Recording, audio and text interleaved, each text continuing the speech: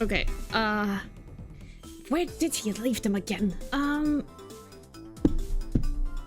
Where? Did he hide them again? What? Why aren't they here? Come on, Mia. Get this. Come on.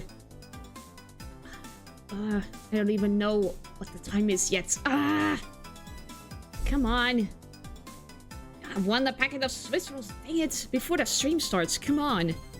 Where? Ugh, I hate my life. Come on. Come on. What? Oh, shoot. Is this all... Is it already stream time or not? I don't know. There's not a single peep yet, so I don't think so. Come on. Yes! Yes, yes, yes! Yes! Yes! Okay, okay. It was hidden under the beef jerky. Okay, okay, okay. Okay. Crisis averted. Okay, okay, okay. Whew. Okay, time to get started. Up we go, and... Oh. Oops. Okay. Okay. We are live! Hi, everyone! I'm sorry. I wanted to see if I could steal some of the judges' snacks for later, because this is gonna be the final part. It's gonna be a long one, so... I did steal a packet of Swiss rolls, so we are set for this stream. Happy that you're here, Yikachu. So, pretend you didn't hear anything. Otherwise, I would go to jail. But yeah. Hope you guys have been well. I have been well. I'm nervous for this last part because I don't know how difficult it will be. But this game has been pretty easy compared to the other ones, so that was a fun little section. You're searching for stuff. Yeah, I forgot to bring snacks today, okay?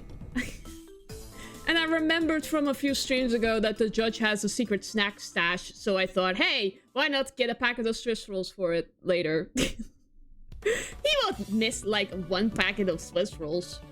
Although, to be fair, there were only 2 of them left, so... Maybe I should, like... just try to seal the packet as best as possible and then just put it back. Oh, I'm already imagining just... the judge finding out and just like, I have been scammed. Hi, Strap Streams. Did you know werewolves are often misunderstood as people believe they are humans that turn into wolves, when really they are wolves that spend most of their time as humans. The need to return to their true form to escape the dread of monthly taxes in ancient times. This has been Fun Falses with Strap. Thank you for the Fun Falses. Nice that you're here. So yeah. Anyway, we will not discuss this again, Yikachu. Swear it. Because we have to start. We have to start. I am a bit over time already, so... Sure, my lips are sealed. Thank you. Okay, okay. Time to continue. If you end up making a clip of this, I swear to God. Anyway. Whew. Okay, so last time we exposed Sheena as not only you, but also the fake Yatagarasu. But she also said that she didn't kill Manny Kochan, so... Now we need to figure out who actually killed these 2 people. Don't even know how to make a clip on the phone. Ah, you're watching this on the phone, I see. I feel bad for you. They say that the Twitch app sucks. But yeah, we are in a bit of a pickle right now. March 15th, 12:07 AM. Theatrum Neutralis, the lobby. So now we know who the Yatagarasu really was. And yet, there remains much to this case that needs to be resolved. At work's another option. Yeah, no. That's totally understandable. Just... I mean, any view counts, even if it is on the phone. Like how the weapons cross country lines, for example. The 2 countries have incredibly strict security systems and entry procedures. Short of a miracle, it's impossible for someone to have smuggled them in. Smuggling them in, huh? We will need to open a new line of investigation on just this aspect alone. But before we do, I would like to go through my evidence once more. Unnecessary evidence has been removed. Remaining evidence has been rearranged. Okay, let us see. Okay, so let's get over the evidence again. That's the embassy guide. Cause of death, single stab wound to the base of the neck. Body wasn't burnt. Wait, so he was killed somewhere else? Maybe. Probably. Yatagarasu stole this from the embassy 7 years ago. It's also a knife. Yatagarasu's key. Albastion knife. Babal's prime deck statue. It was a fake, but was swapped with the real one. Is originally from Albast. Doc related to smuggling Bubbly's ink. It appears to point Mr. Cochin. Those the counterfeit bills. This one was bent. I don't know why this is evidence still. Flowers. The mask's note with the way to the statue. Used to be real, but has been swapped from the fake weapon. I still don't know why this is evidence. Samurai dogs. Found in the open air stage. Looks like a guitar pick. It's also wet for some reason. Okay.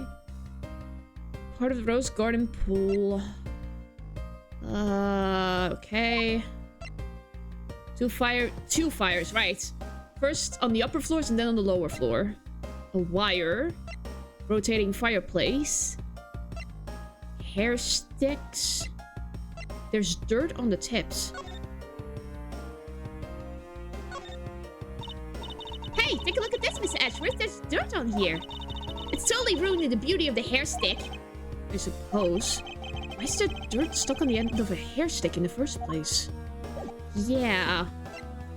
Evidence from KG8, a card containing orders from boss of the smuggling ring to Cochin. Right, this one is from the smuggling ring. The inverted colors are from the Yatagarasu. Evidence from KG8, Faraday had obtained it once, but Ernest Amano had it stolen. Ah, right. This was the tape. This was the tape. Okay. Hey, there's a VCR here, sir. Now we can see what's on that tape Detective Bad gave us. Ah! Great idea, Gumshoe.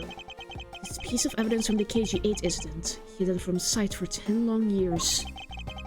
Just know that this is related to the current case somehow. Detective Gumshoe, if you could please play the tape for us? Sure thing, sir. Okay. Give it to me. How convenient, VCR player. I mean, it was for the Steel Samurai convention. This man, it's Manny Cochin. He had a smuggling card and a knife. What? And he's holding a knife in his hand. This looks like footage from a security camera at the entrance of an apartment building. Oh my gosh, this was proof him guilty. An apartment building? How do you figure that? Unlike you, I actually read the summary file in the KG8 incident. And the crime scene was the victim's own apartment. So this footage was shot at the entrance to the victim's own apartment building. At the trial, Mr. Faraday claimed that this piece of footage existed. However, no one could find it. Yes, somehow someone was able to steal it and hide it from Mr. Ernest Amano. I can see how this would have been a definite piece, and why someone would want to hide it. But it's a piece of evidence from a 10-year-old case. There's no way it's related to this case we're working on now, sir. I have a feeling it is. Actually, I believe it has everything to do with the case we're working on now. Great minds think alike. Great. The ringleader even went so far as to use Mr. Portsmouth to retrieve it. Yeah. Which means that in this video lies a very inconvenient bit of footage to the ringleader. Where? Wait, what was that? Huh? That bit you played just now. Please show it to me again.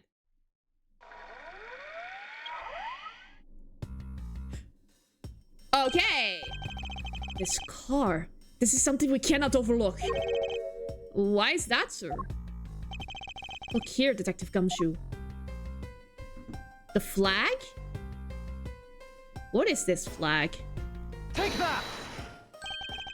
This is the national flag of the Principality of Codopia. And because it has a national flag on it, we know this to be an official government car. Oh no. Wait. What? But the question we should be asking ourselves is, what was a government car doing there? Ah, yes! As I appeared conveniently, I was the cause of the car!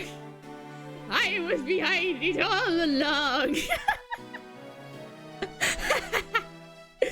Matt, I mean, he can be an obvious final culprit, I mean.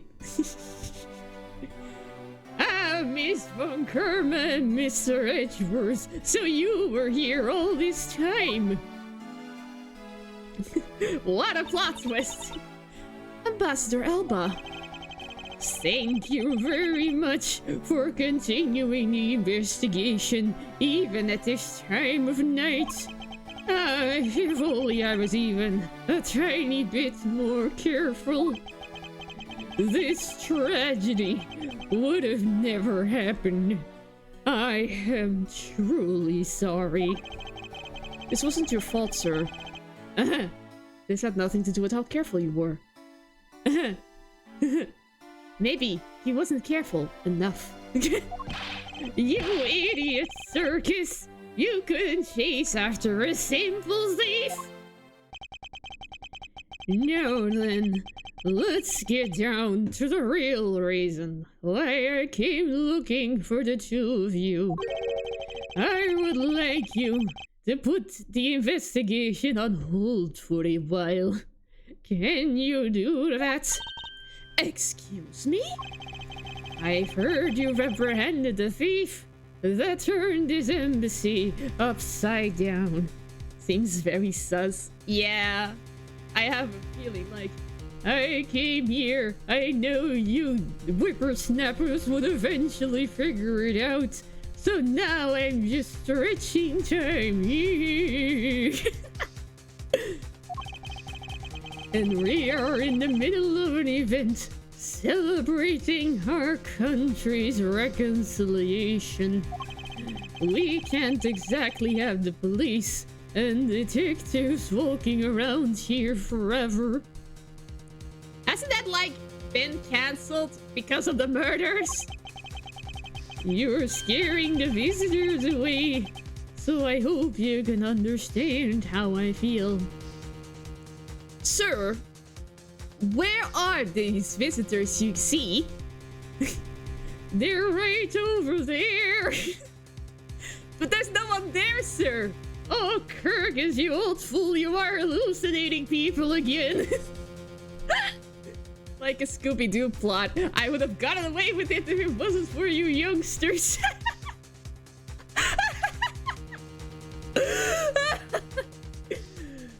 But wouldn't this guy be too frail to kill people?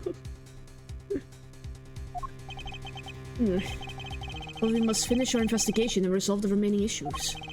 Why don't we leave the rest to the Albastian and Bobbly's police? No. Ambassador! We are so close! Just a little more and... Miss Von Kerma, I'm afraid I've made up my mind. And without my permission, you can't proceed with your investigation anyway, right? That's true. However,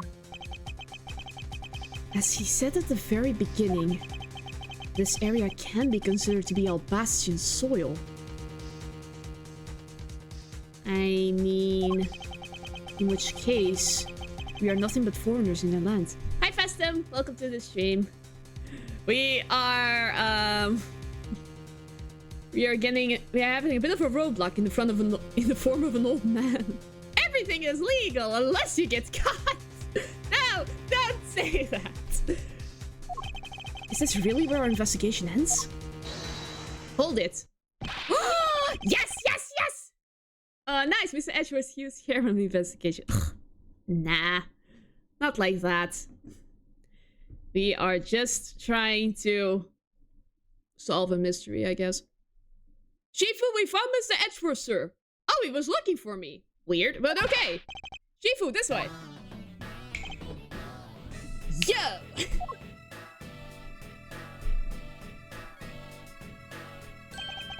Agent Lang.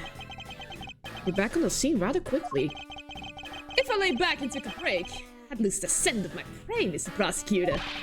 Agent Lang! Wine! Why have you returned? Why are you here? I was just about to send these two away successfully. Why? Why are you in the way? Because I have to solve this case, no matter what. Well, I'm sorry to inform you. Don't take this the wrong way. I don't suspect you personally. However, a member of Interpol was just found to be a thief, and so I want to randomly arrest someone, as I usually do. I mean, yeah, but it's either that or he gets thrown out of the embassy. So I kind of welcome his intervention right now. Under these circumstances, I wish to put your investigation on hold. After all, I believe our own police can handle things from here. They are quite capable. He's not gonna accept that. At this rate, our investigation really will come to a close. Nope, he's not gonna.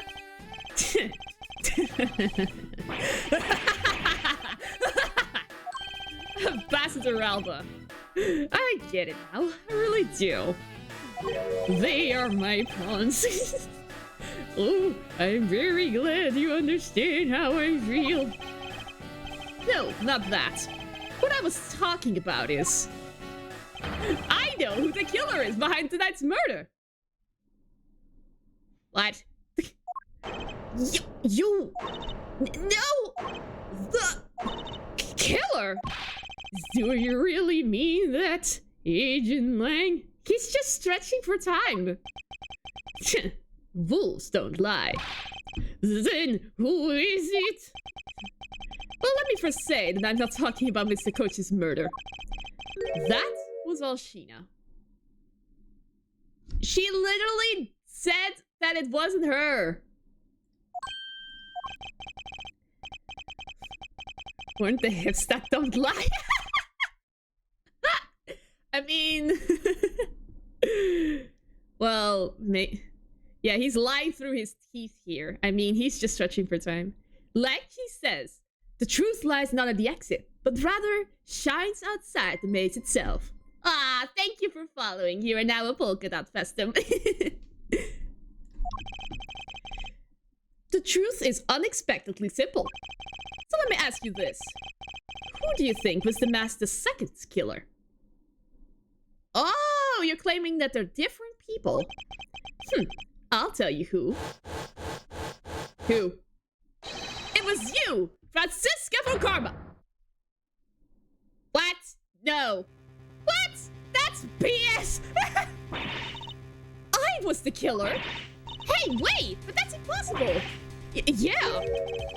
Although, that clip is actually... Wait, no! Hold your tongue and that ludicrous remark you were about to make! Agent Lang, are you seriously accusing her of murder?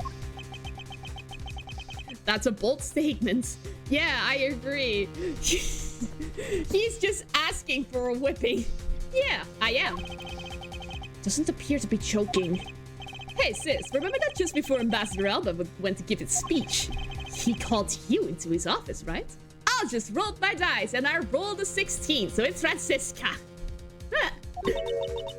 Yes, he did. But what does that have to do with anything? I'm getting to that. Furthermore, in order to solve both cases, you moved around rather freely between Albas and Babal, did you not? Objection! No. Where's your evidence that I am the killer? I was just getting to that. Trust me, I'll show them to you in due time. Ambassador Alba, in order for me to bring this case to a close, I'll need to inspect your office one more time. Will you grant me permission? Please say yes. Please say yes! With things as they are, I suppose I don't have much of a choice, do I? Good. Let's move out! Oh, I don't even think about running away, sis. My pack will be keeping a close eye on you. You can bet your bottom dollar on that. As if I would have any reason to flee. But just so we're clear, your logic had better be sound. Because I'll accept nothing short of a perfect explanation. He got a call from Phoenix that wanted revenge on Francisco for all the wood hitting he got. Yeah. I mean, Gumshoe would support that claim, like, in the back of his mind. She seems rather upset. Not that I blame her. Gee, Ezra, she's upset, huh? Maybe Phoenix liked the whipping. Oh my god. I expected that you'd accept no less. But we'll see how long you can keep that nose of yours stuck up in the air like that. Hold it! Agent Lang, as someone related to tonight's case, I request that you allow me to take part. So that I may clean up my superior's mess. Oh! I guess I should. The more the merrier, especially when it's a peanut gallery. Oh, in that case, I want to join in too. I still haven't seen what it looks like in Elbast yet. If you're not can, then you've got to let me in too, pal. I can't sit around and do nothing with Miss Von Karma's in trouble. Hey, Gummy, let's have a competition to see who can save her first, okay? Okay, I'll take you up on that. They are so wholesome. Oh yeah, I'm fired up and raring to go. As a detective, I don't believe this is something you're supposed to be excited over. Sounds like it's going to get real interesting. Ambassador Alba, I'll be bringing these kids along for the ride. Very well. But I'd like you to keep in mind that this will be your last chance. I'll have this whole mess cleaned up before you know it. Let's go! Oh my god, everyone is going to this man's office. Okay, the Albastian Embassy, the ambassador's office. Okay, now let's go over the facts one more time. Thank you. I needed a reminder.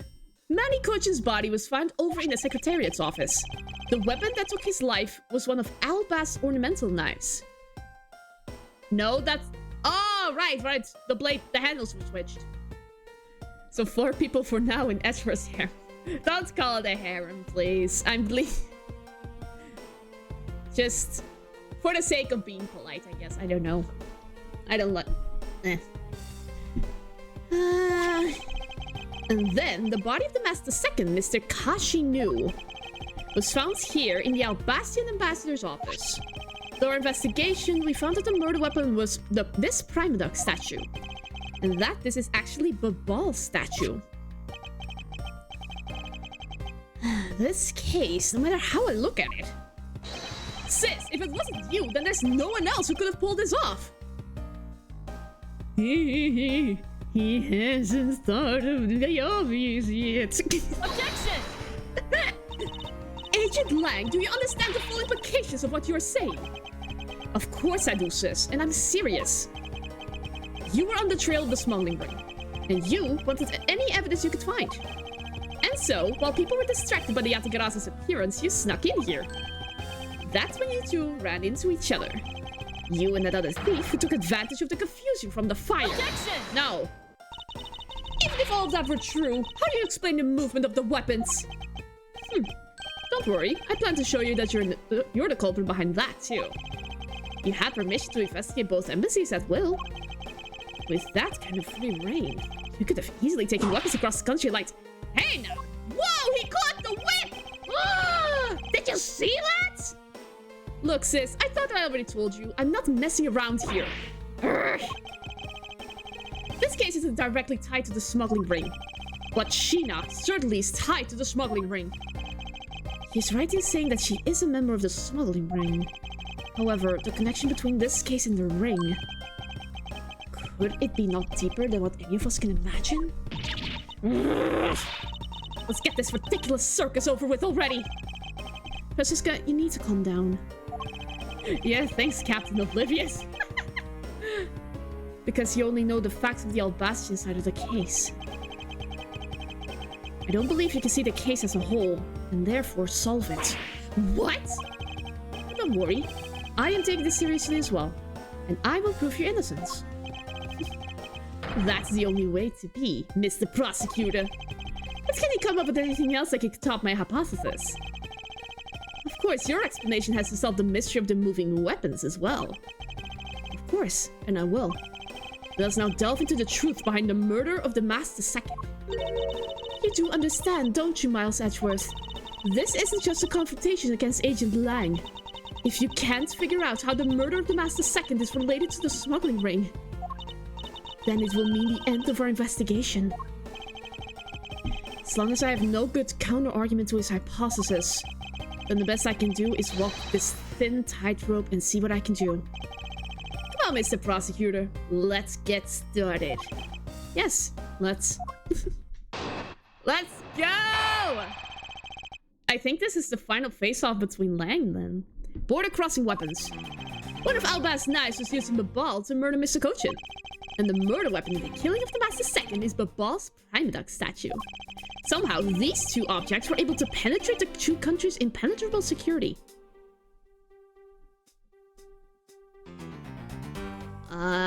Something doesn't really fit well with that sentence. The only one who traversed the two countries just before and after the crimes was you. So as long as I can't explain how the weapons moved about, Francisca will remain a suspect. You got it, Mr. Prosecutor. So why don't you stop giving me a hard time? Under these circumstances, who the heck can carry a weapon across country lines?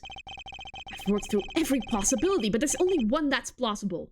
Your boss. Agent Lang, what I've learned from you just now is that you've lost sight of yourself. What are you talking about? Today is the 30th anniversary of the sinking of our ship. Aww. May they all rest in peace. And let the ship sail fair, I guess. Today is going to be a stormy night on the sea. Oh, no. You're gonna be fine, Yikachu. You're gonna be fine. I will pray, too, for calm seas. So, we shall continue. What are you talking about? By focusing too intently on that which is in front of us, we become blind to the truth. Don't tell me Lang Chi never said anything to that effect.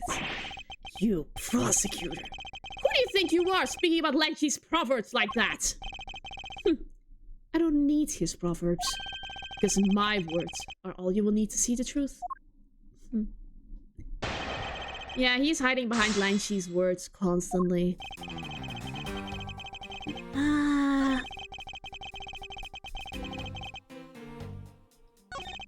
Somehow these two objects were able to penetrate the country's... Wait. Okay, what did he say before this? One of the knives... and one of the statues. But... weren't the statues switched? There was another statue that moved. One fun fact, my mom was supposed to be on that ship on that day, but she got Sekikudo. Oh my god. Ah, the tragedy. The luck. Well.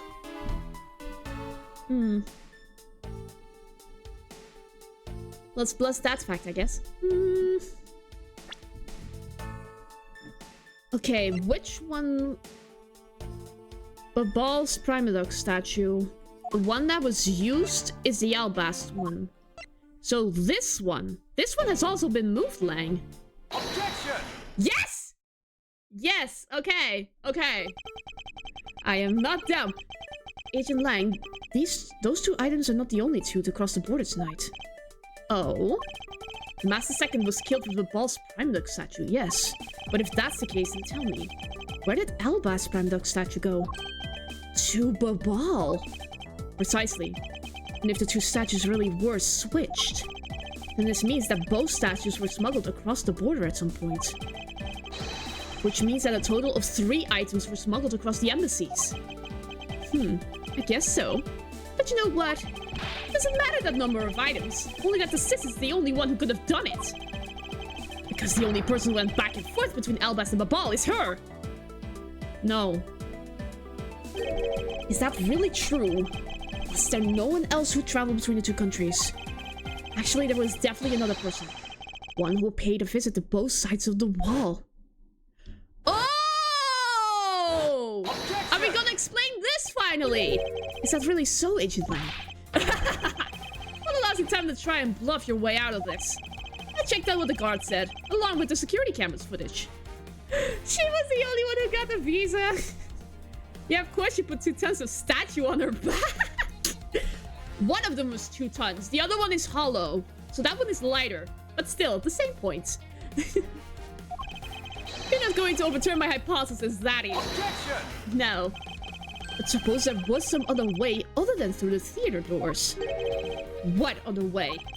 The other entity that managed to cross the border unharmed. If I point it out, it would open up a whole new possibility. And though I hesitate to bring this out, as long as this entity exists, the impossible road becomes a possibility. Looks like you've got some clever idea in mind. I do, and I can show it to you through a single piece of evidence. Fine then. Let's see this piece of evidence that will show me this other route. This piece of evidence will show us another way to move between the 2 countries. What is that, Miss Von Karma? My beauty carries hair guard.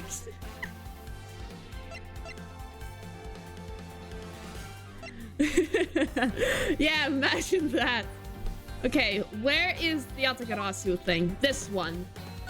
We haven't explained this yet. What is this? Take that! Agent Lang, I'm sure you're familiar with this unforgettable photo. That supernatural photo? Like I said before. Humans can't fly. No, of course not. I understand that perfectly well. And don't start claiming that Sheena somehow grew wings either. I wouldn't dream of claiming that. Grappling hook! Yeah, that can't be the case. Yeah, but science can... I wouldn't dream of claiming that. Super Saiyans... They can fly, yeah. And I won't allow you to take back what you said either. I'll say it again. It's not humanly possible to fly through the air without wings. So you better have a good explanation for this, Mr. Prosecutor. How can I prove who it was that flew through the air in this photo? Wait, not humanly possible. Eureka! Oh my god, he said it without the Eureka bubble. Very well. You will have your explanation. Sounds like you have a good idea simmering inside that head of yours. Let's hear it. The face hidden within this photo's blurry trailed shadow is... This is a photo of the Yatagarasu. It's not big enough to be a person. Let's assume that this is a cloth.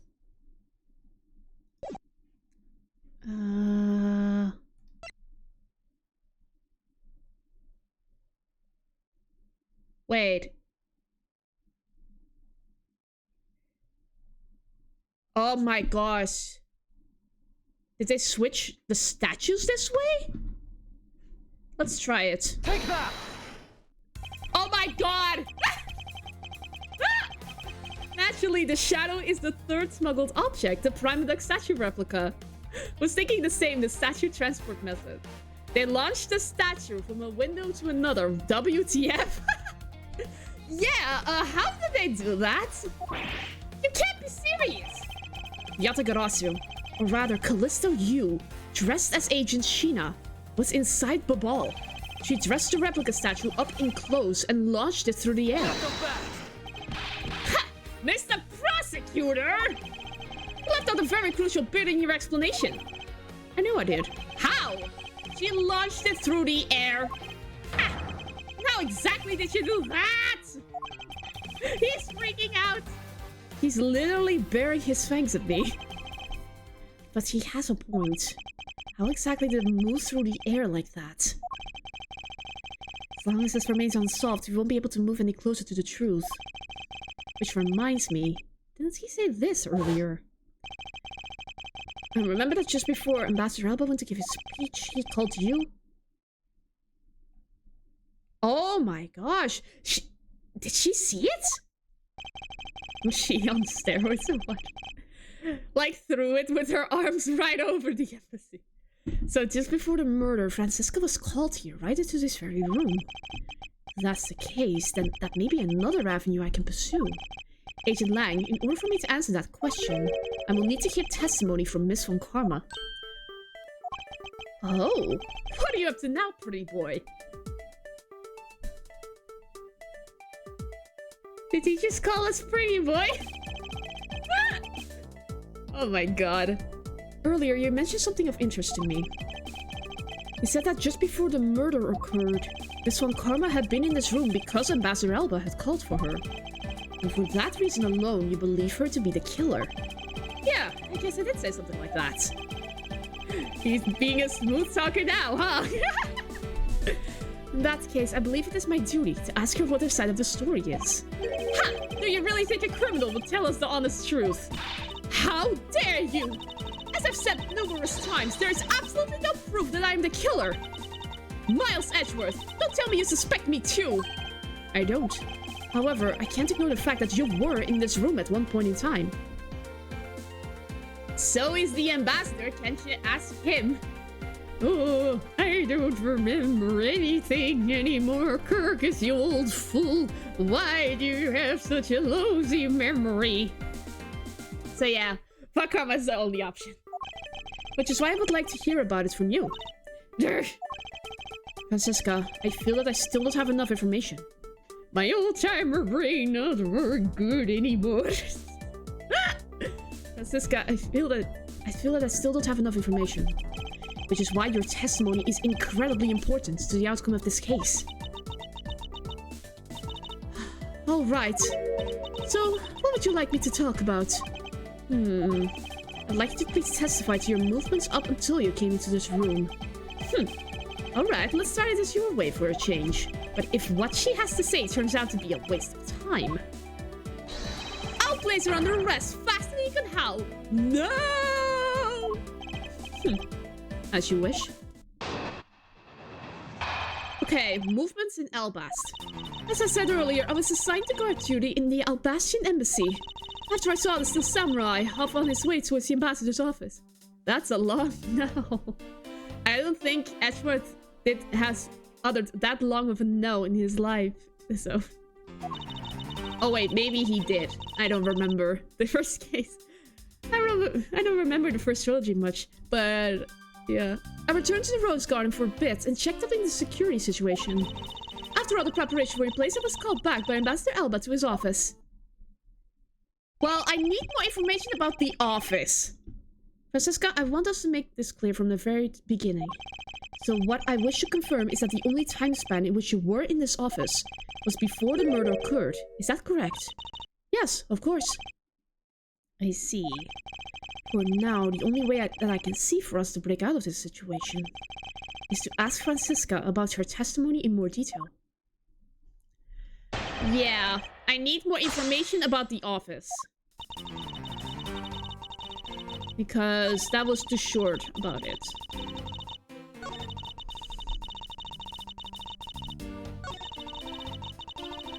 Okay, give me more info. Hold it! At the time, the Master Second's body had yet to be found in this room. Is that correct? That's right. But Ambassador Elba was here. One could hardly miss his rather large presence. A criminal will say anything to get out of getting arrested. So the old man was there, huh? How do we know you're not lying? Well, if you need proof, I'd be happy to oblige you. Seriously? Like I keep telling you. When I arrived at this office, Ambassador Elba was already here. He was standing by the flower box on the windowsill, watering his plants. Ah, I can attest to that. I remember speaking with a lovely lady around that time here in my office. Alright then, had that statement to your testimony and let's hear some details. So Master Alba was in this room at the time, was he? When I arrived, Ambassador Alba was watering the flowers on the windowsill. Hold it! Okay. For the sake of being thorough, I'd like to ask you something. How did you know that Ambassador Alba was watering his plants at the windowsill? What do you mean by that? The entrance to this room is on this side, however, the window is on the opposite side. Oh, look! A corpse spawned! Ah! I had nothing to do with it. If what you say is true, then when you entered the room, his body would have been like a wall. It would have been blocking your view of what he was doing. Isn't that not correct? I suppose it was a bit hard to see around him. But fortunately for me, Ambassador Alba is not an immovable wall. I knocked before I entered, and as I did, he turned around to greet me. With a watering can in his hand, so it's only natural to believe that he was watering his plants, right? I suppose. After his greeting, we spent a little time talking about his flowers. He had obtained them himself, and is growing them with the utmost care, you know. Yes, the plants in this room. They're all like my children. Oh, my children. The ones who didn't approve of me becoming ambassador. So I had to kill them. Now their ashes have spawned into this beautiful flower garden. So my flowers are now my children. What am I saying? I think I'm going too far with this psychopath elderly man persona. Ah, okay, I think she whipped him and kicked his butt. The passion flowers in the flower box on the windowsill are growing beautifully too. Mia making up her own world in the game. I mean, I do invested into this elderly voice, so yeah, I'm trying to be a bit more creative with this. And I have the time now, I think, so. All 4 of them are in full bloom. 4? Those are 2. Wait a... Don't these planters look familiar? What does this mean? Oh my god! Okay! Oh no, Francisca became blind. Miss Van Karma, what did you say just now? I said that the flowers are growing beautifully. What about that statement do you not understand? What do I not understand? I do not understand why a certain thing is the way it is. I'd like for you to append that statement to your testimony. Very well. There were 4 large passion flowers in full bloom in the flower box. Nope. This is way too easy. Here you go. Objection!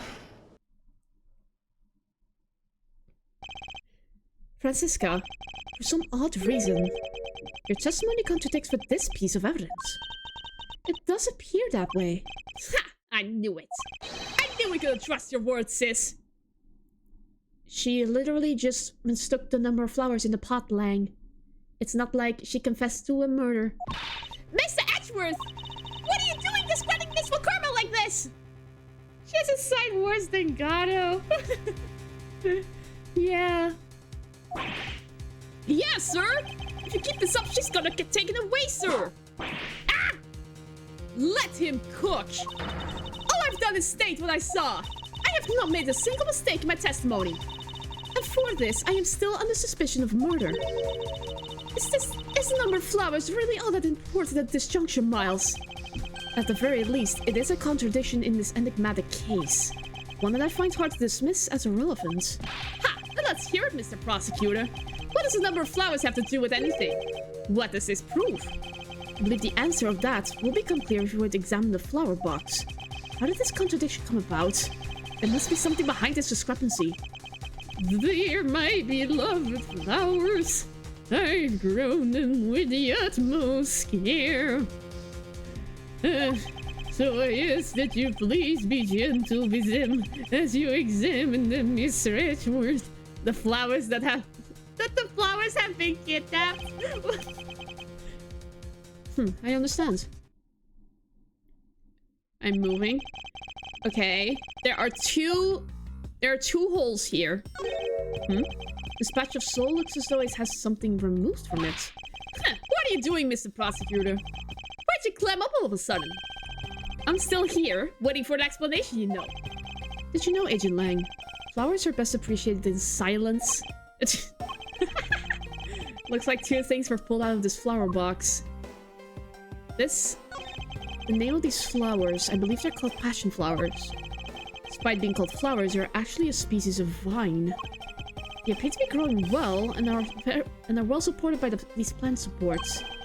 Yeah, but no matter how I look at it, looks like there are only two of them here to me. You realize, don't you, sis? Your little lie has failed you. My guy, this lie does not prove that she committed a murder. Ugh! Miles Edgeworth! Hurry up and shut this man up for me already! Suppose I will need to use some evidence to shut him up, won't I? I believe I have just the piece of evidence you require. Oh, you do, don't you? Yes, that's confidence in the fate of your current plight, but I highly doubt it'll last until the end. You howl like a wolf, Agent Lang, but we'll see if you have any bite to back up that bark after you see the evidence. The truth of passion flowers revealed can be seen in this piece of evidence. The hair sticks! Take that! Yes! Sheena, who was supposedly in Babal the entire time, had these hair sticks on her. That look exactly like the plant supports in this flower box. In other words, I believe it can be said that these hair sticks are in actuality support sticks for the passion flowers. And so what? Is this really all that important to the case? Of course it is. I do not know how yet. It means that we found yet another item that was smuggled between the countries tonight. Aya! Oh my gosh, that's true! Think about it logically, Agent Lang. These sticks were originally in Albast, but somehow they wound up in Sheena's hands, who was in Babal the whole night. So make no mistake, these sticks were smuggled somehow, just like the knife and statue. Ah! Very well then. I want to hear from you exactly how they wind up in Babal. How did these support sticks find their way to Babal and why? There must be some reason as to why they ended up there. Aha, so that's why. Edgeworth, care to fill me in? I have no clue yet. Agent Lang, if you would please take a look at this and tell me its shape. It's just another stick, isn't it? And so it is. But the shape of the support sticks is what's important. Well, when they are used with something in this room, that's when it all comes into focus. And the object that completes the picture when used with the support sticks is... I can't see the evidence. Crossbow bolts? Oh my gosh, the old man killed both of them! He killed Maddie from across the hall with the sticks! Sheena picked them up! Oh my god! What? That's a crossbow! Wait, you're not really suggesting! I am. These hair sticks, or rather plant support sticks, they make for perfect arrows! Ah-ya! Oh my god! I've done it! I found the common thread that connects the two offices! But this thread has yet to be completely untangled. Even using the arrows, how does this explain how the statues were transported? Fair question. Furthermore, who could it have been who fired these sticks as arrows? There must be a common thread that ties all of these things together. The old man! Mr. Prosecutor, hold up a second. You do realize what happens when you tie a statue to an arrow, right? Yeah. They don't fly at all! Great logic, Lang. Border Crossing Part 2. So the ball statue was draped in Yatagaras's clothes and then shot over here. Even if you fire the arrows from this side, they wouldn't go as far with a statue tied to them. I don't think I need to tell you that the Prime Duck statues didn't sprout wings. You're a realist after all, aren't you? The Prime Duck statues didn't sprout wings? Of course they didn't. Glad you understand. I feel much better already. I was afraid for a second that you were unaware of that crucial fact. It's only crucial because you're under the belief that wings are necessary to this equation. What? You need to free your mind a bit more and let it fly like a bird on the wind. Wow, philosophical there. The prime duck statue flew, but not on a wing. Allow me a bit of your time and I'll explain this mysterious phenomenon to you. Okay. But I don't think... Hold it! Let's just press statements and see what we can come up with. But that incredible scene just happened to have been caught on film, resulting in this photo. Ha! What an incredible scene it was! This photo was taken by a freelance photojournalist, right? Yes, so I hear. Not every photojournalist is known to be honest, right? Especially not the ones that sell photos of spirits and giant creatures to tabloids. Yes, I know what you mean. I've seen those sorts of photos many a time in court. Yeah, but there have been times when those photos have turned out to be telling the truth. If you had ever stood in a court of law, you would know that this is entirely plausible. Ha! You really believe the stuff you're spewing right now? A courtroom certainly is a strange place if that's what you say is true. But there really is something odd about that photo, no matter how you look at it.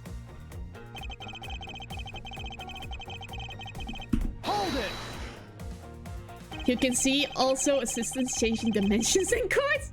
Oh my... I mean, yeah, maybe. When was that again? But we are in agreement that an arrow by itself would reach the other side, correct? But just the arrow by itself is pretty meaningless, don't you think, Mr. Prosecutor? Because these things they wanted to smuggle were a lot bigger than nothing. No, that's not necessarily true. What? What I need right now is not further discussion of my conclusions, it's the launching of my conclusions. What the shooter wanted to launch with the crossbow was not the statues themselves, but rather something a crossbow can launch that can be used to move the statues.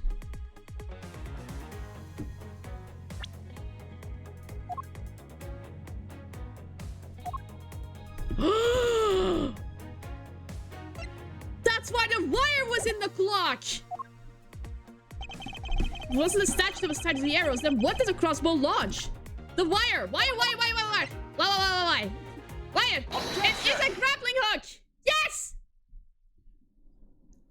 Oh my god. Finally. Finally, we have reached this point in our discussion. For I present to you that which was carried by the arrow from the crossbow. I get it now, Mr. Prosecutor. I can see exactly what you're trying to say.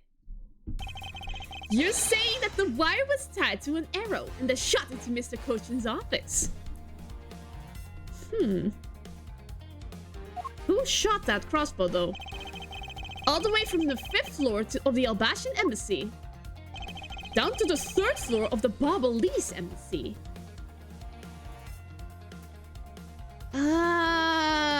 Momentum will be kind of weird, though. You can't slide statues like that. If what you're claiming is really what happened, I can see how Alba's prime duck statue could be moved. But it's a crossbow, not a sniper rifle. Ace Attorney logic. Probably could be used to move the statue down the wire from the 5th to the 3rd floor. Just put some bubble wrap on it. But then, what about the ball's prime duck statue? The dark shadow in this photo is clearly flying away from the ball, going in the opposite way of gravity from the 3rd floor to the Babalese embassy, up to the 5th floor of the Albasian embassy. How do you explain that? Aha, I think I finally see how the gears behind this whole trick work. How? It should land the motion used behind this trick. I wonder if perhaps you have yet to envision how it works in your head. Motion? What motion? This is a motion that was employed to smuggle Babal's prime duck statue. Rotary motion, swinging motion, bungee action.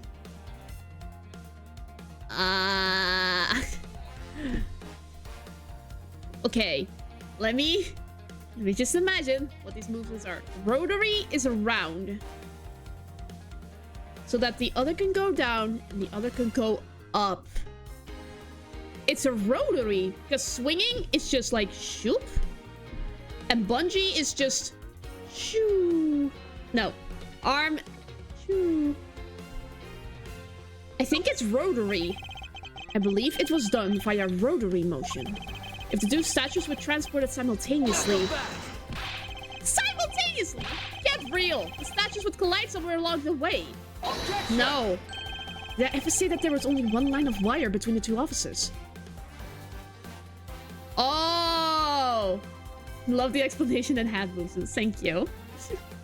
You've misspelled movements twice. Yes, that's the thing.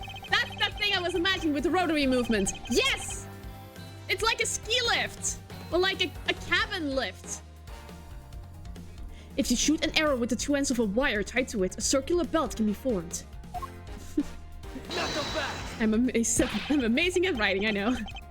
Lang Chi says, don't object to call a success what is beyond reasonability. Taking into account the tension difference between the two wires, the top one would sag too much to the point where the statues would collide anyway. Objection!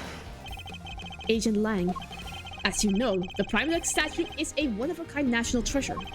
And the fact that Babal's statue is a hollow replica of the real statue, it would naturally be lighter than the real one, meaning that my idea is very possible. Lang Chi says,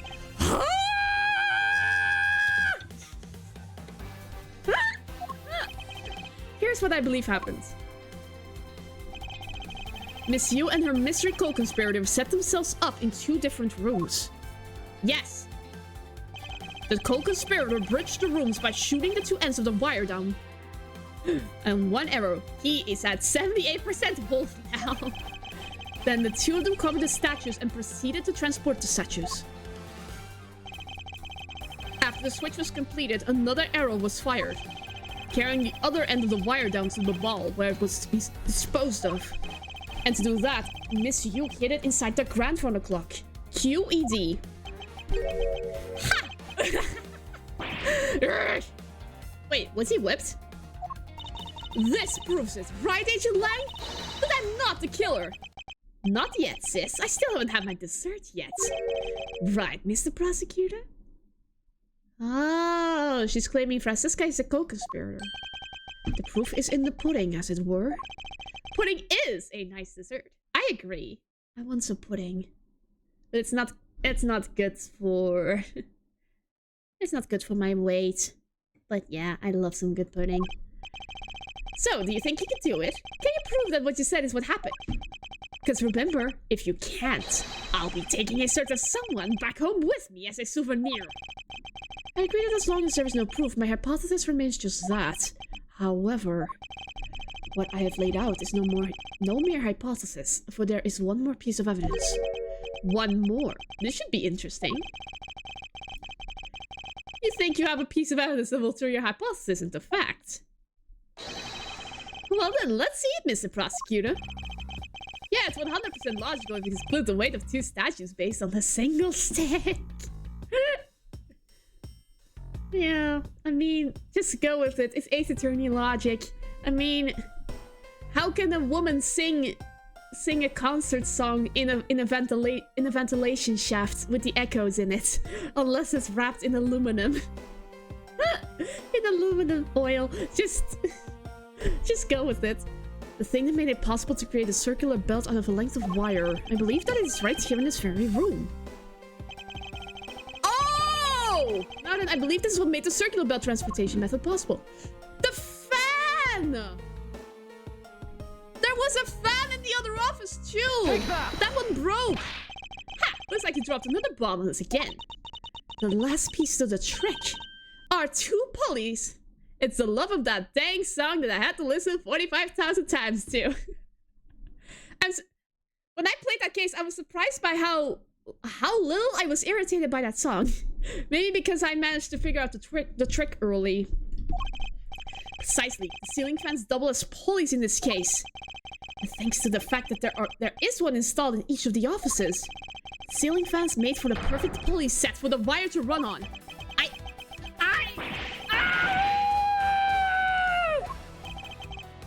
This must be it. This is how the smugglers bypass these impenetrable security.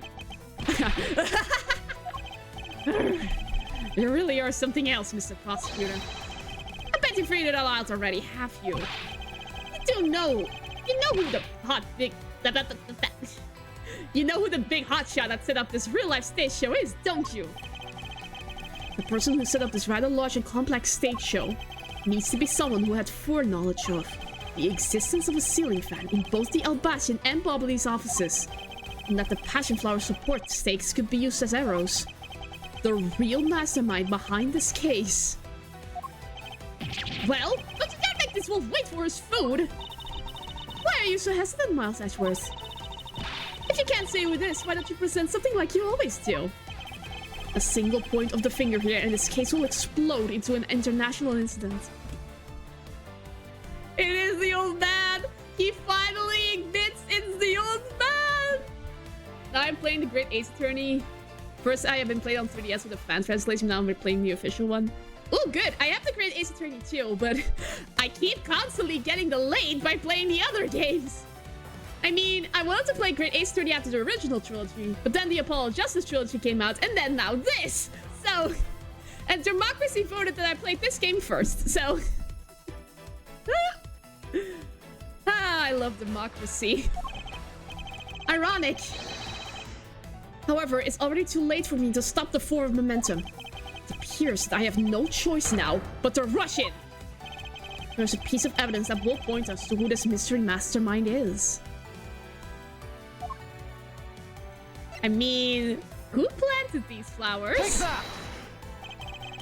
Nice, Great Ace Attorney is very good at story and as gameplay. Yeah, I'm really looking forward to it. The goal is to play it next year. Along with the second Investigations and Spirit of Justice. Oh my gosh, there's still so many games to play. Capcom, please don't announce a 7th game in a few days. Please, I can't handle it. I love the trial system for it. I'm gonna look forward to it then. This smuggling could not have been possible without the use of the crossbow. Furthermore, the arrows that were shot by the crossbow were plucked, as it were, from the flower box in this very room. They were planted so long ago that the passion flowers had the time to grow so big. That Miss Von Karma didn't even notice the arrows when she visited this room today. Oh my god, this was planted very long ago, huh? And then there's also Ghost Trick for Mr. Lure. Oh my god, that one too. Oh my god. Oh my gosh. Well, at least this good lawyer will have a lot of work ahead of her next year. On top of all this, the fact that the culprit knew what both offices had ceiling fans tells us that the person has very detailed information on the embassy's layout. So as you may have already guessed, the person I am accusing of hatching this plan is the person who grew the flowers in the flower box with the utmost care. Thus, it can only be you, Kirkus Alba. And Albas declares war on the United States.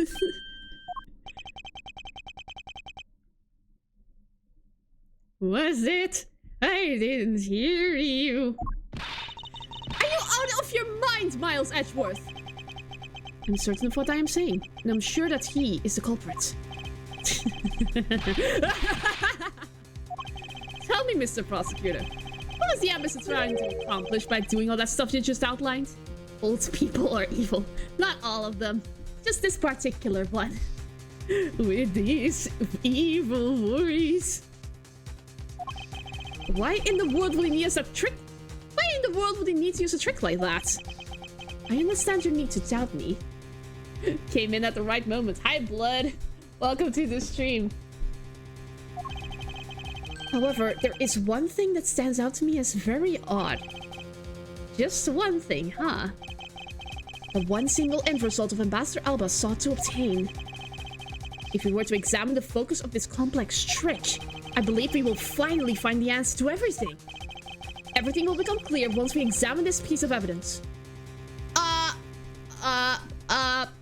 What? Which one? Which one?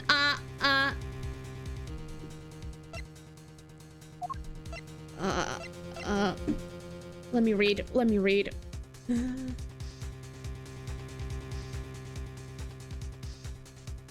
This old bag count as an evil old person that's just an annoying one.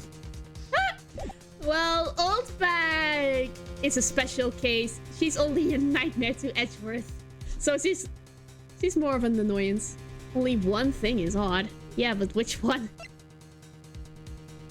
According to Edgy. Yeah. But I mean, Let's just...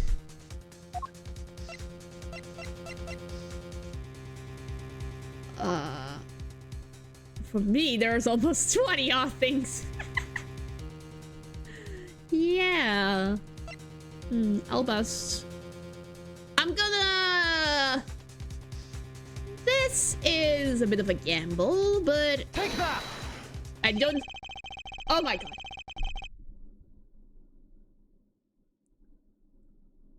What?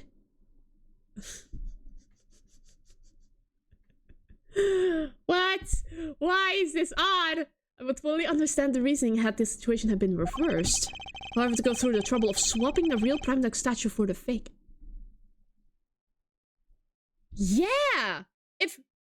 Why would Albus switch the statues if the one he had was the real one? Shooting in the dark sometimes rewards you, indeed. I sense a very shady reason for such a bizarre action. And who better to ask for that reason than King Primadux himself? I see. Ambassador will be examining that statue now, with or without your permission. Then I declare war in the name of Albus! Big brain guessing. I don't know why you're not appearing in the chat overlay blood. I don't know. This guy kind of looks like the samurai, don't you think? Maybe it's because they look alike that he was picked to be the Goodwill Ambassador?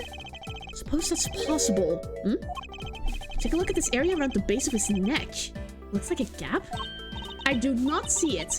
Hey, you're right. Maybe it's meant to be some kind of secret. Perhaps it's possible to open the statue from this gap in its construction. What? Hurry up and open it, Miles. Right, here goes.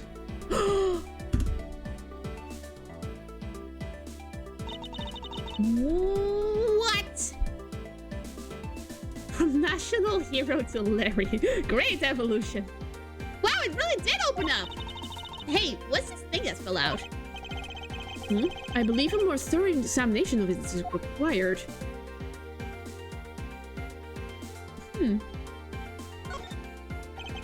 What in the... Is this? Hey! Is this what I think it is? It's a plate for making counterfeit bills. Somehow, it appears that we've at long last arrived at the exit of this complex labyrinth.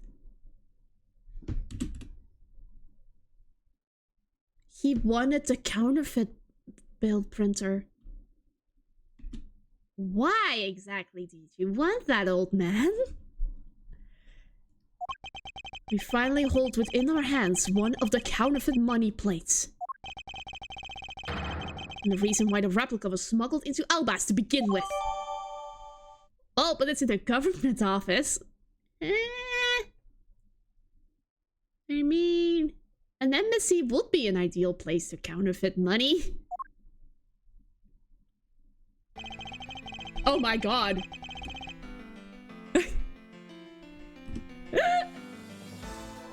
I mean, they make money for this. Corruption at its finest. They just wanted to buy a yacht. The Prime Duck statue could only be handled by the ambassador or the secretariat. And the replica is nothing more than a hollow shell covered in gold. These two circumstances make the statue the ideal object in which to hide contraband. After receiving the statue containing the counterfeit plate from Sheena, it looks kind of funny holding this statue, I agree. The ambassador had the misfortune of accidentally running into the Master Second. Surprised by the thief, the ambassador raised the replica statue at the Master Second end. I killed him! It's a hero, so he doesn't take the taxes for his wage. Then, in order to frame the still samurai of the murder, he covered the samurai sword with blood.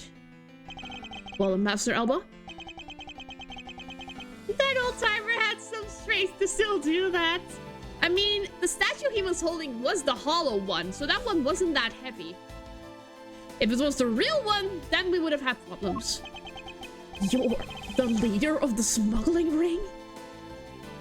Ah, my country. is a mess. And it's all because of you? You're the one who killed the Master Second.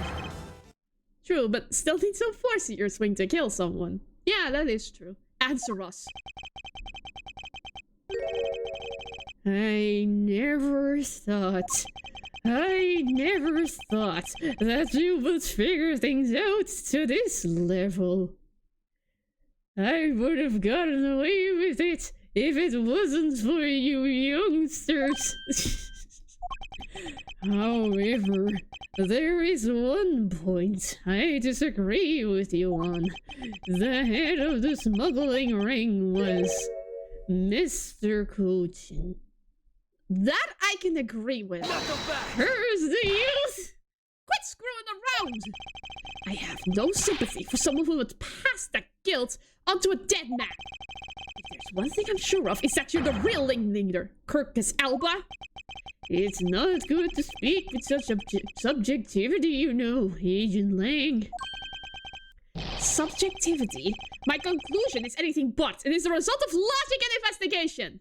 And a lot of convincing from Edgeworth, but that's beside the point. Logic and investigation. Only seconds ago, you were ready to arrest Miss Von Karma. He has a point there, Lang. I don't think we can give such a flippy-floppy logic any real weight, do you?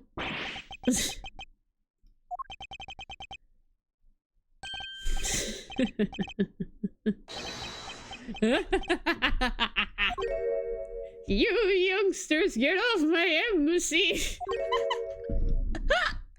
I love this! This is just amazing. It looks like you still don't get why I came back. Excuse me? You see, the reason I came back is so that I could sink my fangs into your wrinkly old neck. My dude, you're not gonna claim that you knew all along, but just accuse Von Karma just to lengthen the investigation. I mean, if it was intentional, it was a genius move, but I'm 50% sure that it was not intentional. Yeah, Langdy, I was joking trick for not admitting your random arrest. That's what I'm thinking. From the very beginning, my real target has been you! Sure, Lang, sure. Words? Agent Lang, I demand an explanation. Sorry, sis. I didn't mean to put you through all that.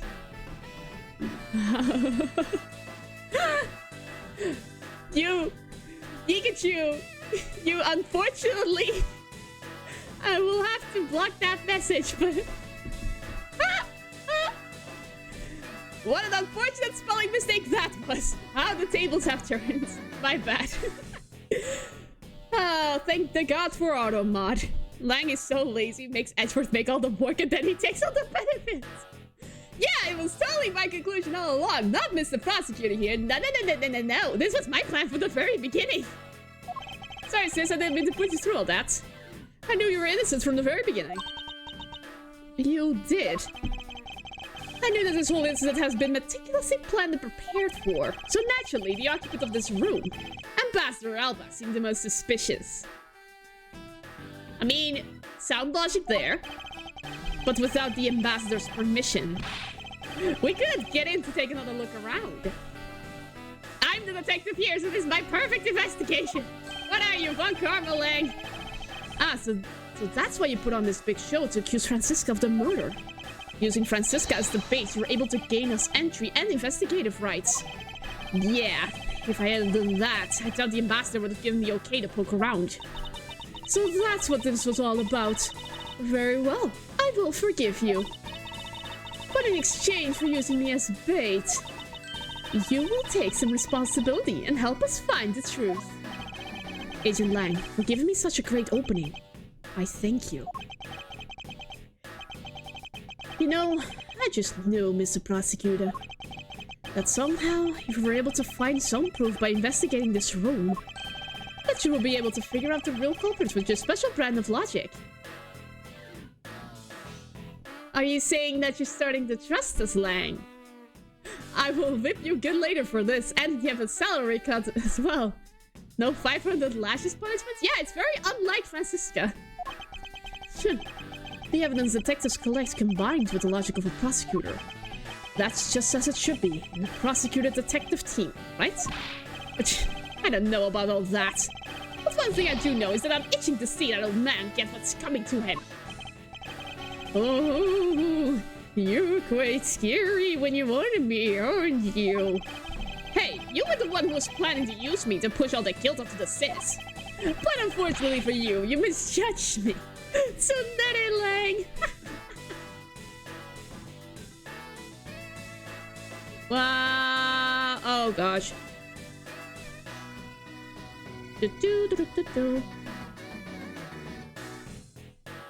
Well, we got bot spam for the first time, so 1 sec. I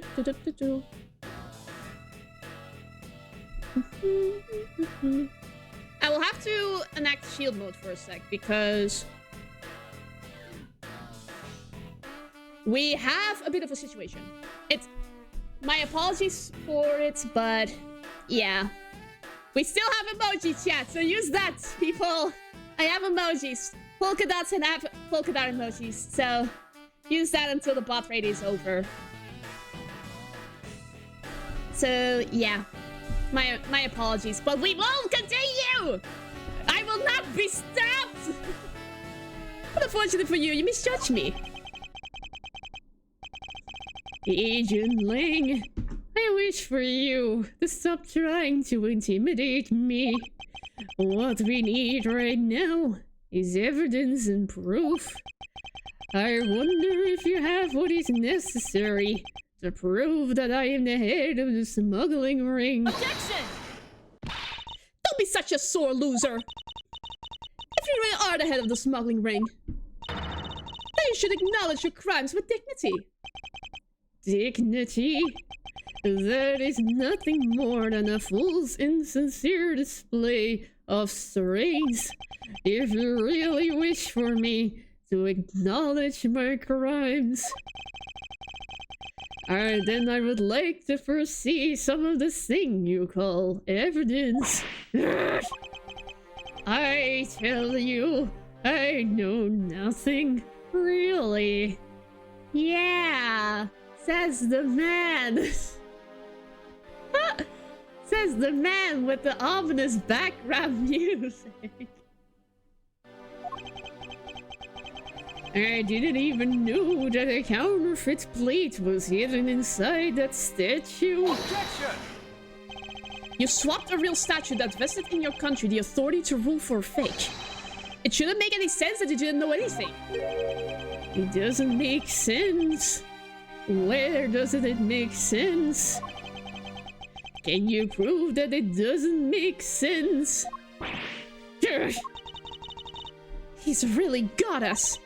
He's turned the entire situation around against us. The proof that Interpol has been after Witch points to this man as a ringleader. If we can somehow find that proof now, we can see to it that justice is finally served. Is there nothing I can use to break this case wide open? What? The trump card and the videotape. With those 2 items, we might be able to finally bring this man down. But the card is evidence from a case that Mr. Faraday hid away in secret. And the tape was stolen by Detective Bad from the police. They're both illegal evidence. No matter what, a protector of the law can be allowed to use such pieces of evidence. Needless to say, we Von Karmas are commanded to achieve nothing but victory. And by any means necessary. The only way to bring someone like that to justice was to do so outside of the courts. That's what we thought at the time. I no longer follow the path of Manfred von Karma. And I won't follow the path of the Yatagarasu. This leaves me with what? What creed will I believe in? If I want to pursue the truth, then I will sully my hands in illegality. And if I want to pursue justice, then I will lose the truth. What is the law and what is justice? And which path is a prosecutor supposed to follow? That choice is one I must make by my own hands, here and now. I don't know. Use the trump card? Don't use the trump card. I don't know.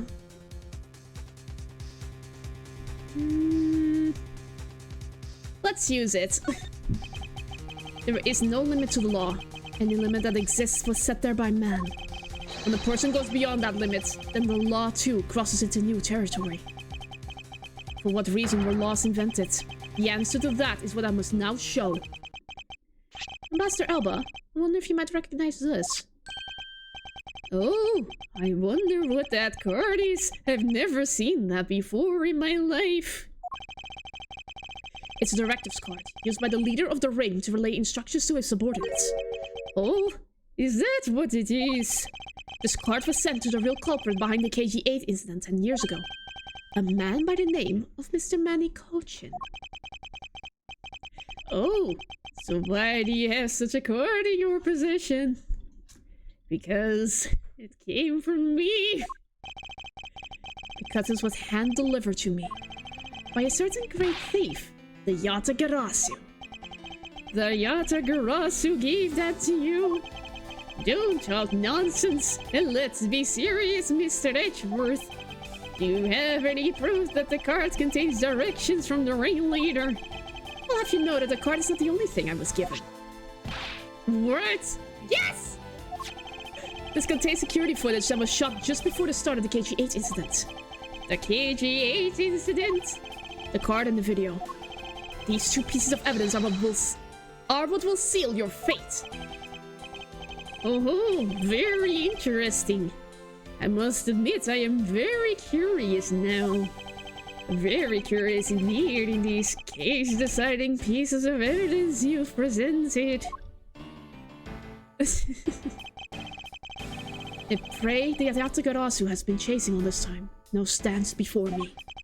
I can't allow this man who has had free reign for 10 long years to simply walk away.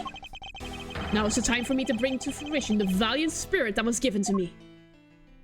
Okay. Let's see.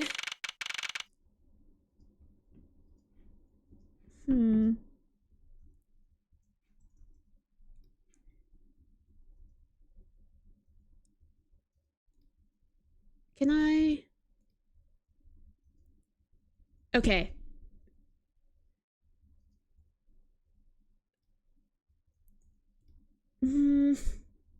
Now chat is in slow mode, but it will have to do for now. Edgeworth manages to solve the Yatagarasu hunt in about 4 days. Thank you for sticking around, Festum. That was a bit unfortunate, but we will be okay. And after a while, after this bit right here, I'll disable slow mode for you as well. If I can actually, like, turn off slow mode.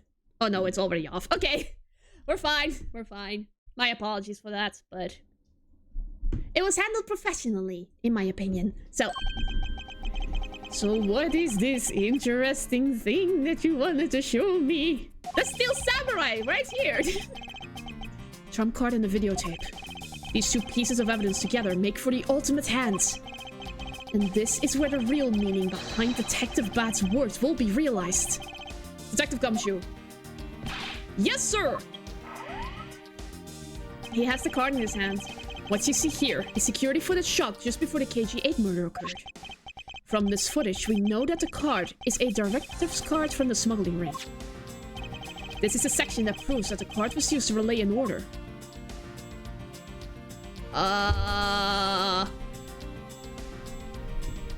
What are you talking about, Edgeworth? Do I have to point out, like, the knife or something?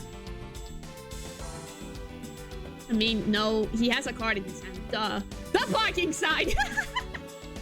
Yes, stop! Take that! As you can see, Mr. Cochin is holding the card in his right hand. I see. The killer is indeed holding a card with the exact same design on it. But that card and the one you have, just because they look the same, doesn't mean that they are, does it now?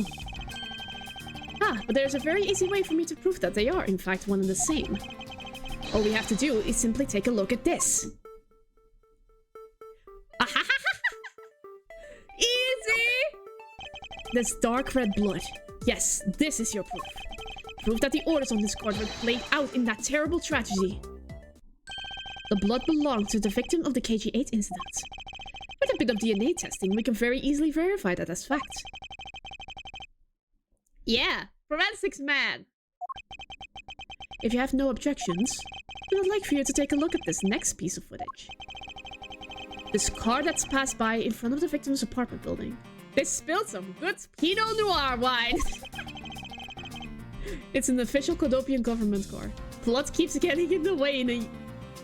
Blood keeps the same way in a years ago card. I mean, yeah, it's a bit odd. What? Detective Gumshoe, can you please magnify the footage? Zoom in, like... This is not high definition! This is not... The classic detective trope. Enhance the footage. Enhance the footage.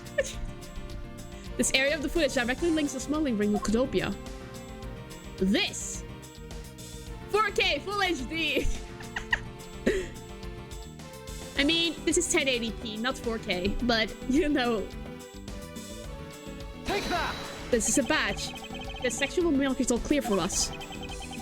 You must be very... What?! What?!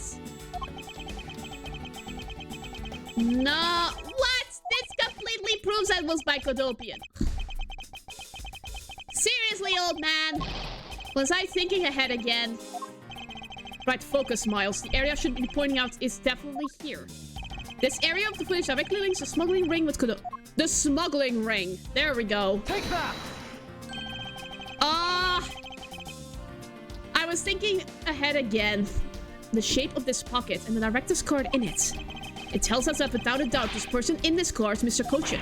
The license plate on this car was also captured by the security camera. I mean, I could see this man's face in the shadow, so it was obvious that it was Mr. Kochin. And with it, we can easily find out who was sitting in this car that day 10 years ago. I'm off to work. I will stick to the end, but I won't be able to chat. Thank you for coming by and to lurk for the viewer numbers. Thank you, Yikachu. Bye-bye. Which is why I can say with confidence that you were riding in this car on that day. Ah!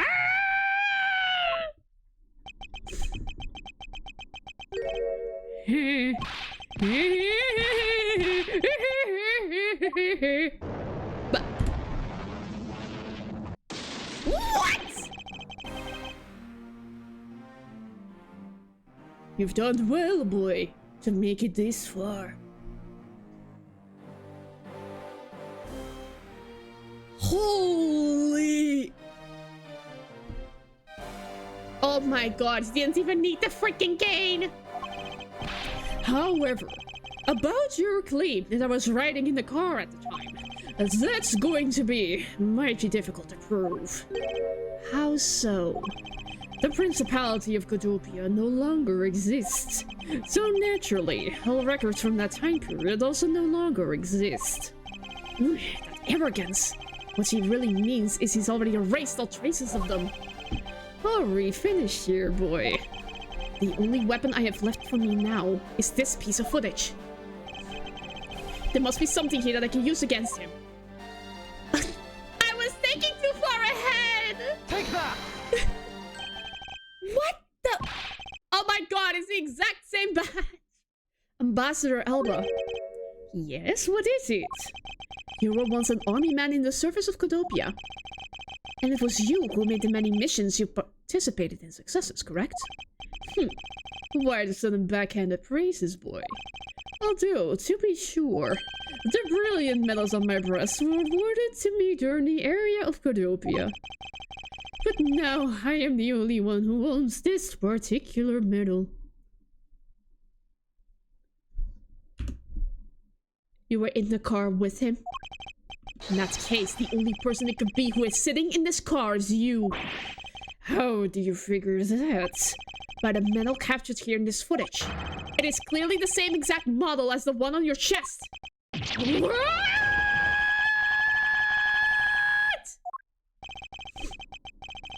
You just said now, Alva. This is how it will be, but I won't look back. For this is the path that I have chosen.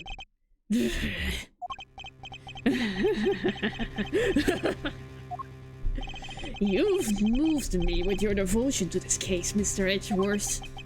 Why is he taking such an arrogant stance with me? It's almost looking possible, isn't it?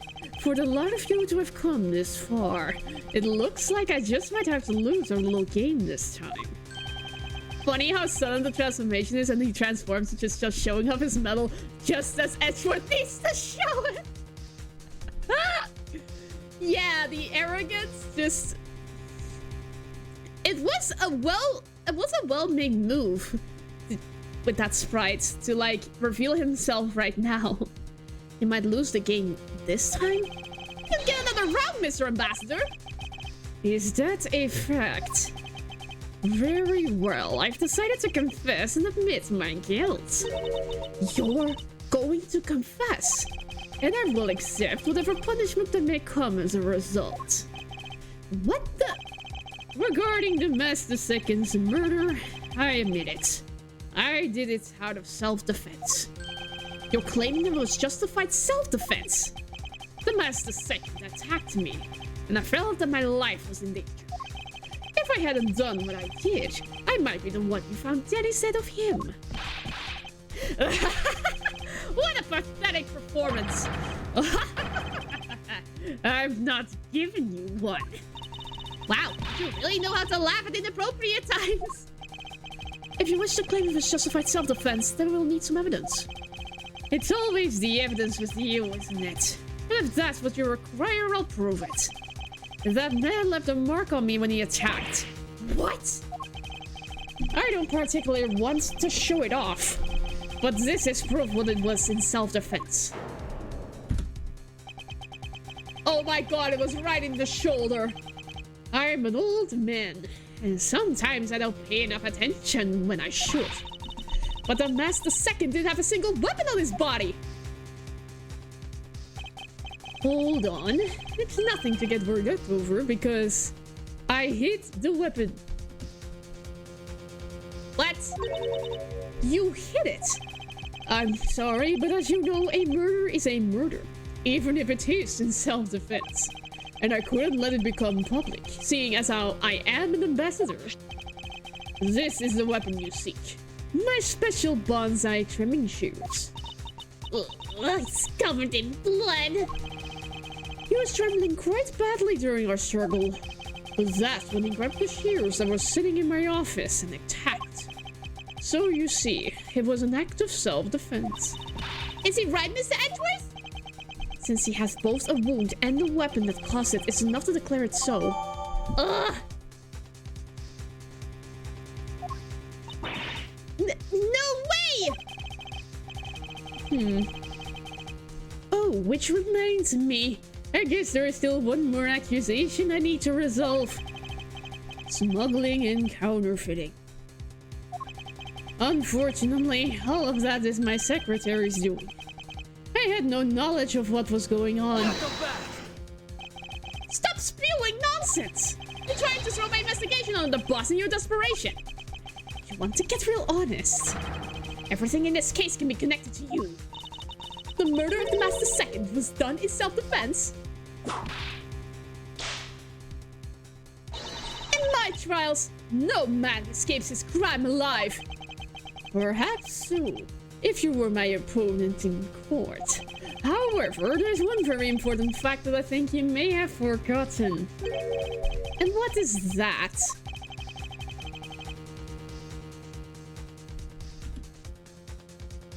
This is an embassy? Ah! Ugh, that's what you mean. It is an embassy. Yeah, she's right, like Shelly the Killer. This is an embassy. Extraterritoriality! That's right. This embassy sits on what is effectively Albastian soil, so any trial that is to be held will be held in Albast. Therefore, the crime it just admitted to will never be tried in your courts. Agent Lang, what is Interpol's stance on this? Agents investigate. That's our job.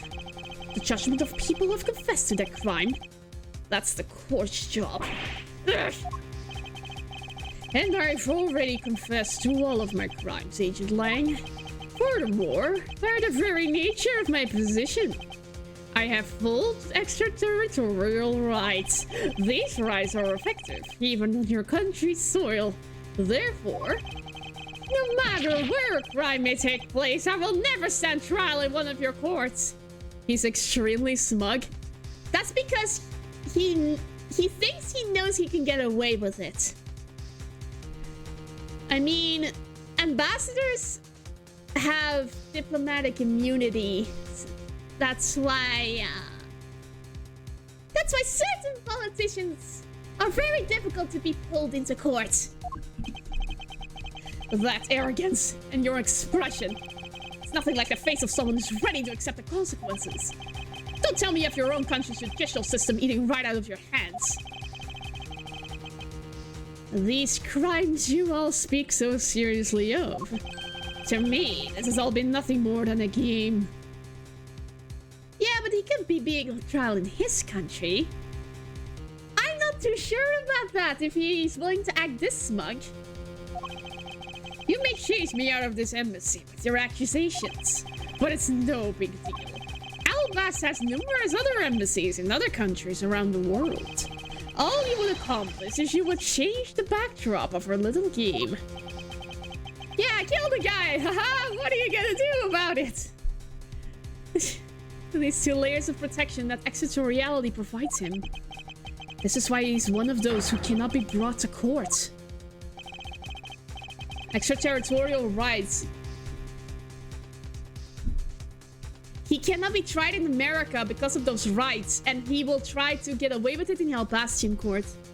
You see now, don't you? I live in a whole different world than you. Report it to the king? No, if you'll excuse me, I need to go and fetch your eviction papers. Excuse me? He's not... Ugh, he said nothing we could do. Okay. We can't be allowed in Albast anymore, but we can still be in Babal.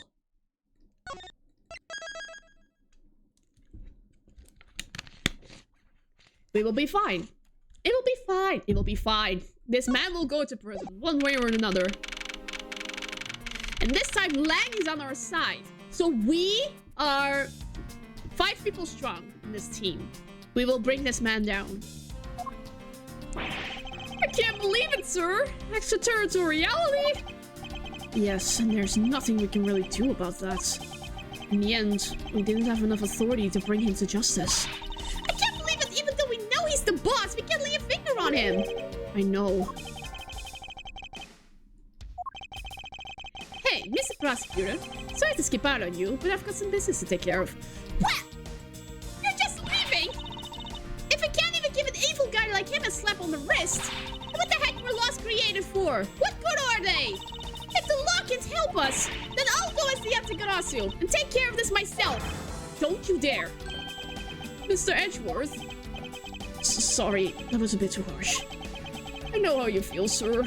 We're trying to take on an ambassador after all. And he did tell us earlier to get out of the theater. Of course, when he hears about work, he goes away. Like, yeah, we got work to do.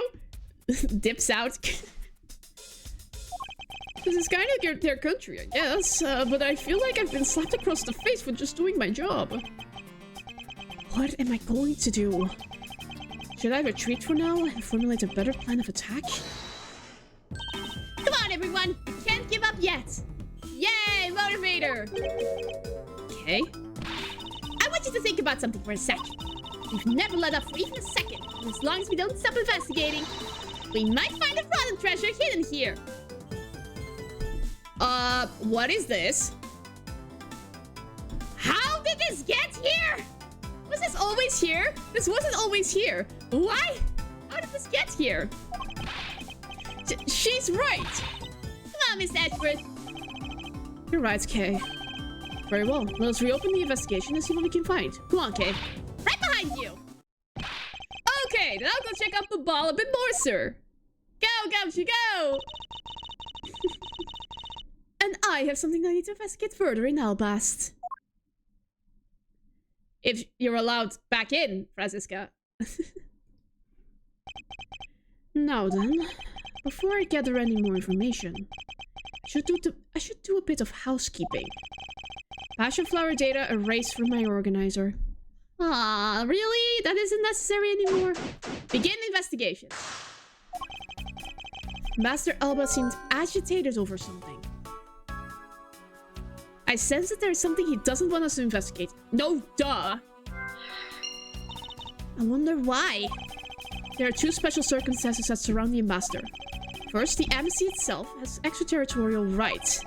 If something happens on Ambassador's soil, we are unable to legally prosecute him. Cool. Sounds like embassies are the perfect place to steal whatever you want. And Murder Master II run a smuggling operation and make counterfeit bills, apparently. But I thought all the counterfeiting was done by Mr. Koshin in the ball. Yes, he apparently used the embassy's coupon printing press to do it.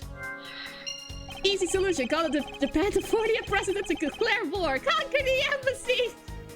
Ah! Easy peasy. I think Edward would rather avoid complete war. Thank you very much. But it's the same story over there anyway. Babal also has extraterritorial rights. Which brings me to my next point. The ambassador's extraterritorial rights. Those rights are effective even in our own country.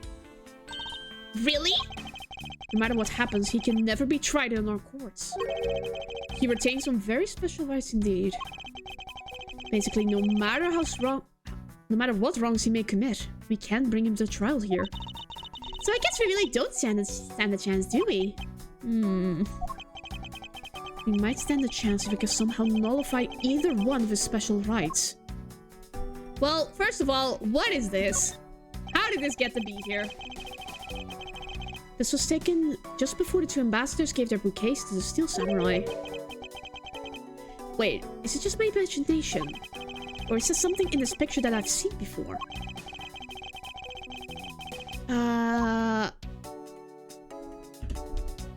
What is this?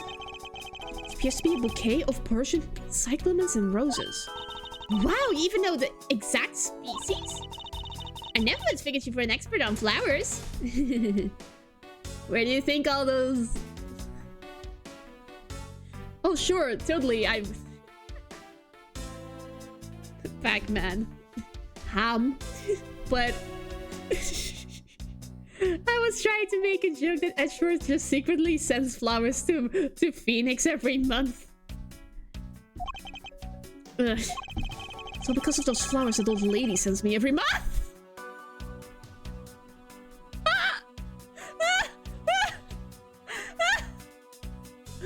Oh my god, is this because he sends those flowers the right? It's because Olbak sends him flowers every month.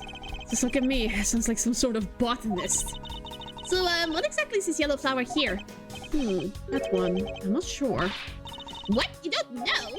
As far as I can recall, I've never seen a flower like this before. But I feel as though I've seen the shape somewhere before. Let's deduce this, shall we? There's a spot somehow connected to any of the evidence I hold. Meanwhile, Phoenix only knows like 2 to 3 types of flowers.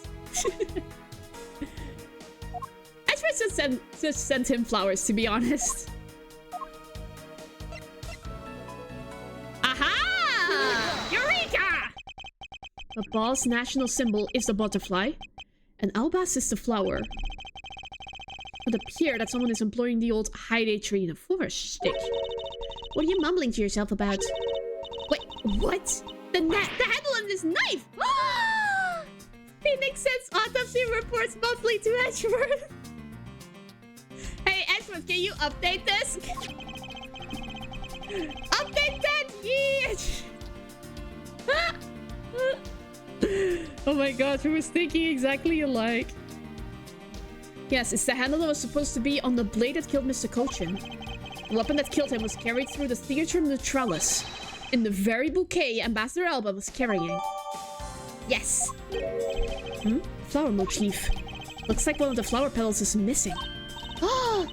And take a look at the weapon itself! It's missing the exact same petal! And the knife in this photo is most definitely the same as this murder weapon. Holy crap! I don't think we can... We can enter through here. Do we have any pieces that we can connect? Okay, we have 3. Oh, right! The renovations! Those are also a thing.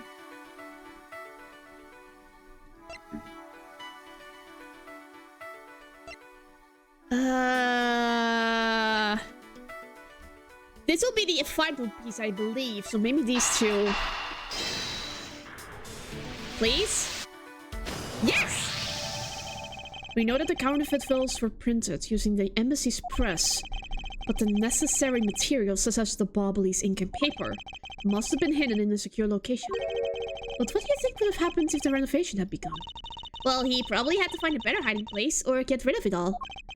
Right, so we can assume that the renovation was the cause of the plate and bills disposal, and the reason Mr. Cochin was killed as a ringleader of the smuggling operation. Based on what we know, who do you think was the one with the most to gain?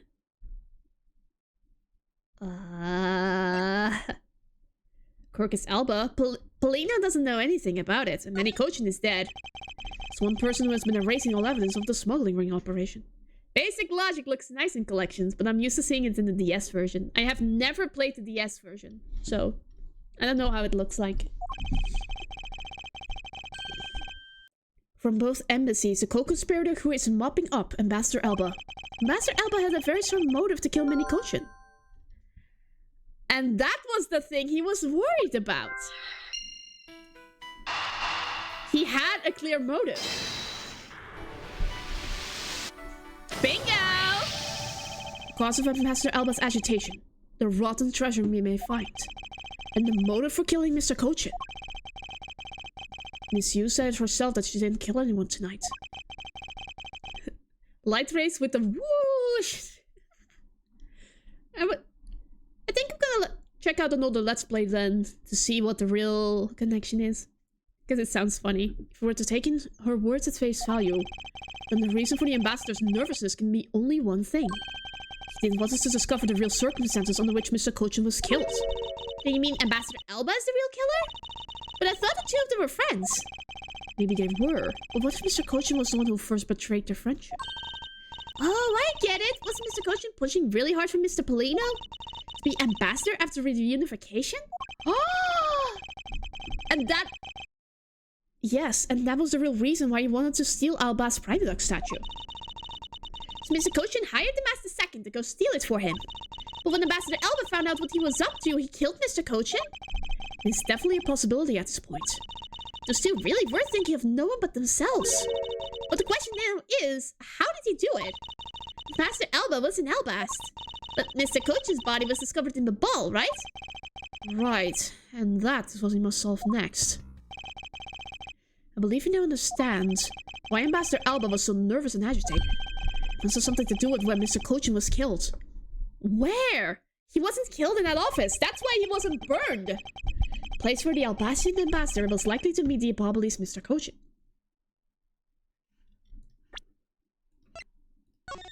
In the Theatrum Neutralis. Ah. Place where Ambassador Alba happened to have committed the murder was here. Take that! The only place that makes sense is here, at the Theatrum Neutralis. What? Here? The Goodwill event was being held here today, correct? So the only place that the both of them would have been in is here. But if that's the case, then everything changes. This theater isn't actually Albastian land. So that wipes out one of those extraterritorial rights he has. It makes logical sense. In which case, it is a reason for us to investigate further. So what should we check out? Let's see. I believe we should check out the immigration records for both Albast and Babal post haste. Babal's records should have been easy to obtain. However, the problem will be Albast. What if they would allow us to see their records despite the order to vacate? Objection! She got them! Amazing! Just in time, Francisca. I'm already one step ahead of you, Miles Edgeworth. Francisca, I have here the security footage from both Albas and the ball.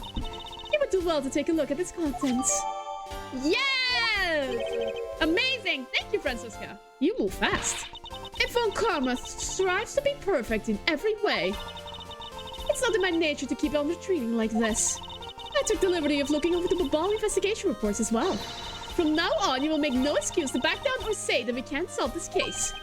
Ugh, I'm sorry about earlier. We won't be beaten, because my cute little subordinate is going to try his very best, isn't he? Has she patronized me enough already for a lifetime? So this video contains footage from Alba's immigration screening area. I really hope there's something in here that we can use. It's so handy that there's a VCR tape recorder in here. Okay, he leaves. The Steel Samurai leaves. Sibling interaction indeed. Which minutes footage should I examine? 523? I mean, 523 seems the most important. What is this? Looks a bit propped up. Doesn't something about this lump shape strike you as odd? Huh? Isn't it supposed to be this shape? No, there's clearly something about the bulge. If only we had the pushcart itself, we could compare and confirm my hunch. The bulge is unnatural. Well, let's check the footage from a ball security camera. I hope it shows us something good.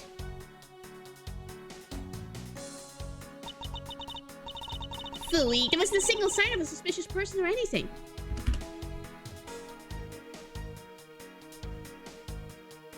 I think I know what happened. That right there is the contradiction. Huh? Did I miss something? You didn't miss anything. Because there was nothing to miss. However, what is missing is the image of Mr. Kochin entering his own country. But wasn't his body found in the ball? It would appear that the true face of our final puzzle has finally revealed itself. Investigation complete! Yay! We got a bunch of health back. Good, because the final confrontation is at hand. We are surrounded. Ambassador Alba. He's ready to arrest us at this point. I thought I had asked for you and your group to vacate the premises, Mr. Edgeworth. Actually, I thought I should let you know that this theater sits on my country's soil. You've had your fun, and I've enjoyed our little game. I dare say that you've achieved a new high score. However... Wait a second, high score? This isn't the first crime you committed, mad guy? Edgeworth versus Old Man Gamer? However, once you've recorded the score, that same game can never be replayed again. Do you understand what I'm saying to you? Your game is done, and it's game over. No! Objection! Where do you think you're going at this time of night? After admitting to my crime, I was overcome with regret. Sure you are! So I'm heading to the airport now to return home. I'm afraid I can't let you do that. There are still too many issues we need to discuss with you. You can't stop me, Mr. Edgeworth, and you know it. Ugh.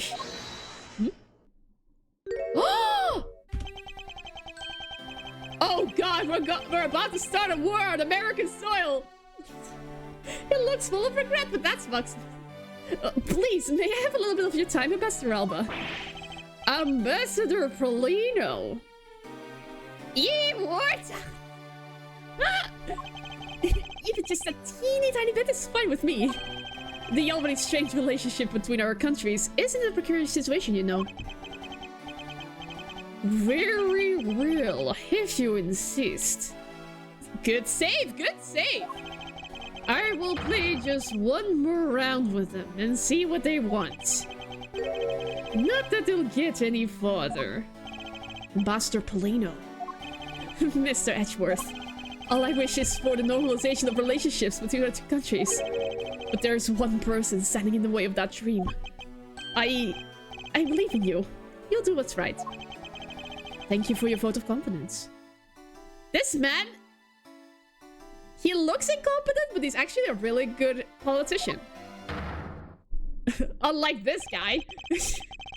Now then, what was it you wanted to ask me about? Polino is extremely nice, I agree. I do have a flight to catch after all. So I'm afraid I'm going to have to limit you to just one question. That's more than enough, because I only have one question anyway. I want to hear your alibi about how you couldn't have killed Mr. Manicochin. Oh, I see. You seem to have a good hand this time around. This should be fun.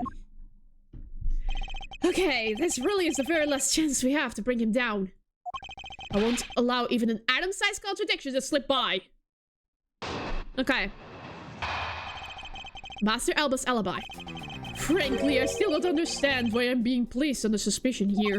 Under your hypothetical scenario, Mr. Kuchin and I were fellow smugglers. But to get to the point, I was in Albest the whole time. So it's simply not possible for me to have killed him in Babal. That is my alibi. So that is your alibi. That is correct. It's simply not possible for me to have committed a crime in Babal. Now that we have cleared that up, I appreciate it if you will move out of the way. Hold it! I said hold it.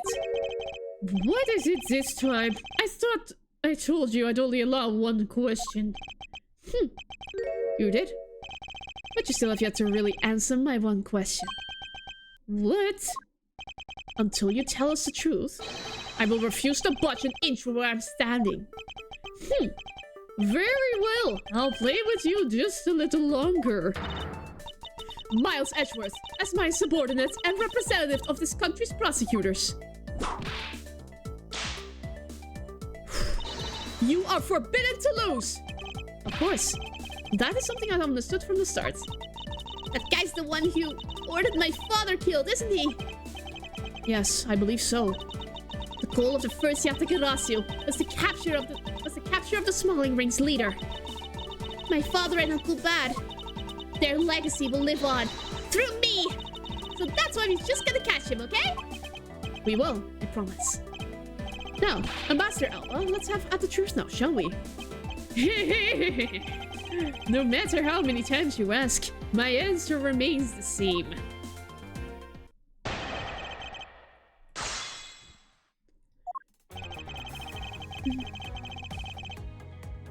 The legacy of doing absolutely anything for 10 years.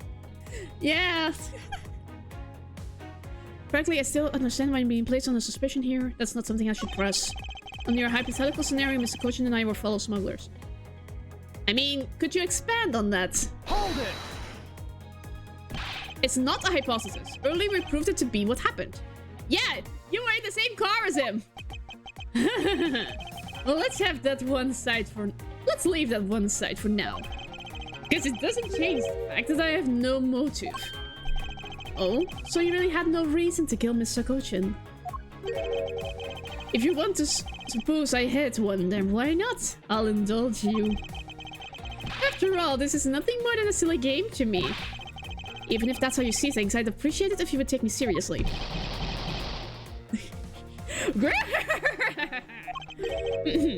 I'm sorry, I suppose you're in a bit of a pickle. Very well, a game is no fun if the playing field isn't level. Therefore, I formally claim that I had no motive to kill. Let's see you disprove it. How can he stand there looking proud when he shows he killed another human being? He knows he killed another human being. Well, I'm not going to stand by and just watch him get away with his crimes. I guess that's no. What motive would I have had to kill my co-conspirator? He stabbed you in the back. But how do I show that? Because your co-conspirator stabbed you in the back with the mask the second. Objection! Yes! Okay. Good start. If you want to know, I believe you did have a motive to kill. It was because Mr. Kochin had betrayed you. But you had your own reason too. Namely, you wanted to pin the smuggling on him. Evil begets evil. And because you were trying to test each other, it turned you to this mess. Objection! I don't believe this. You have a bad penchant for telling tall tales, Mr. Prosecutor. And if you're not, then I suppose you have some proof to support your arguments.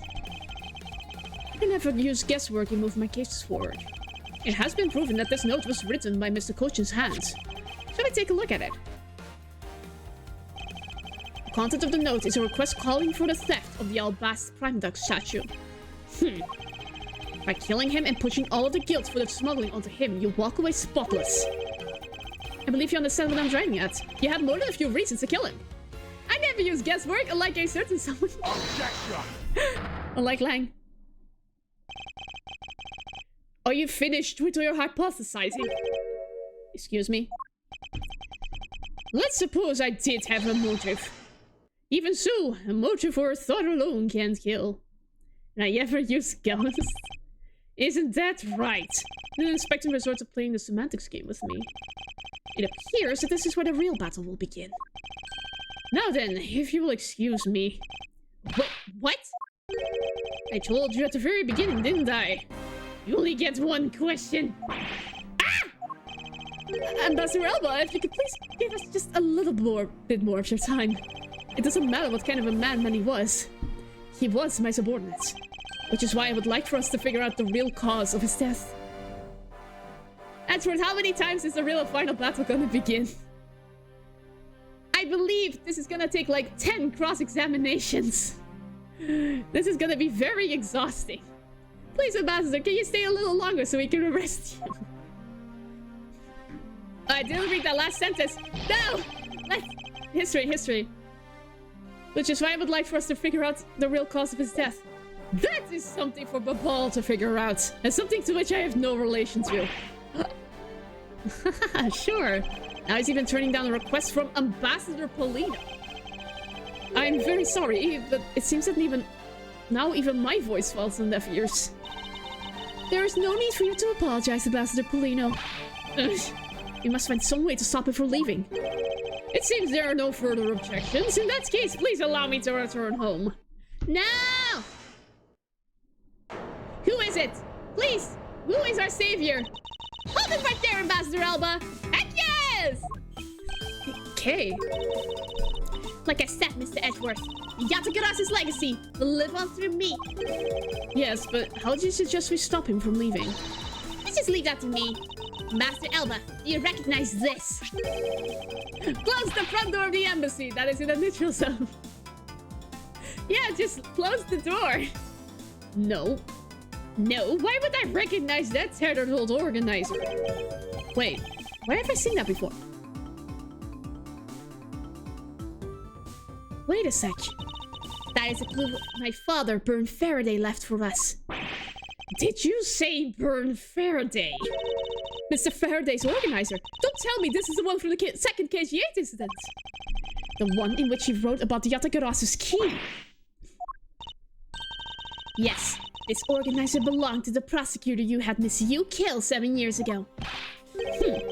I have no idea what you're talking about. You say that like it was related to me. Besides this organizer, he wrote up every detail of every evil thing you did. What an amusing little girl you are. But that sort of trickery won't work on me. They're spending more time trying to get him to not leave than to actually question him. If you don't believe me, then take a look at this. And what is that toy there? Little thief! That's... This thievery device was used by the Yatagarasu. Or rather, by my father. 7 years ago, he used this when he snuck into this embassy. What? These two pieces of evidence that hold information the Yatagarasu dug up on you. If you go home now, don't hesitate to send it all to Albast right behind you. Little girl, get to the point. I want you to go up against Mr. Edgeworth one more time. If you win, then I'll hand over these two pieces of evidence. Yatagarasu, ever the thorn in my side. Okay, does that organizer really contain any information on his dirty dealings? It's nothing case-breaking, really. Ah, then it was just a bluff. Even if it was, we still can't let all the info my father and Uncle Bat found go to waste. Please, just the existence of Little Thief is troublesome enough for him. These two pieces, aren't they keepsakes of your father? It's okay. I believe in Mr. Edgeworth. We'll come out on top in the end. Okay. When the going gets tough, someone's gotta be there to put the wind back in your sails. After all this time, you're still quite the feisty one. I applaud your powerful nature. Ah, good old bluff. I see this all the time in court. It was a good move. A really good move.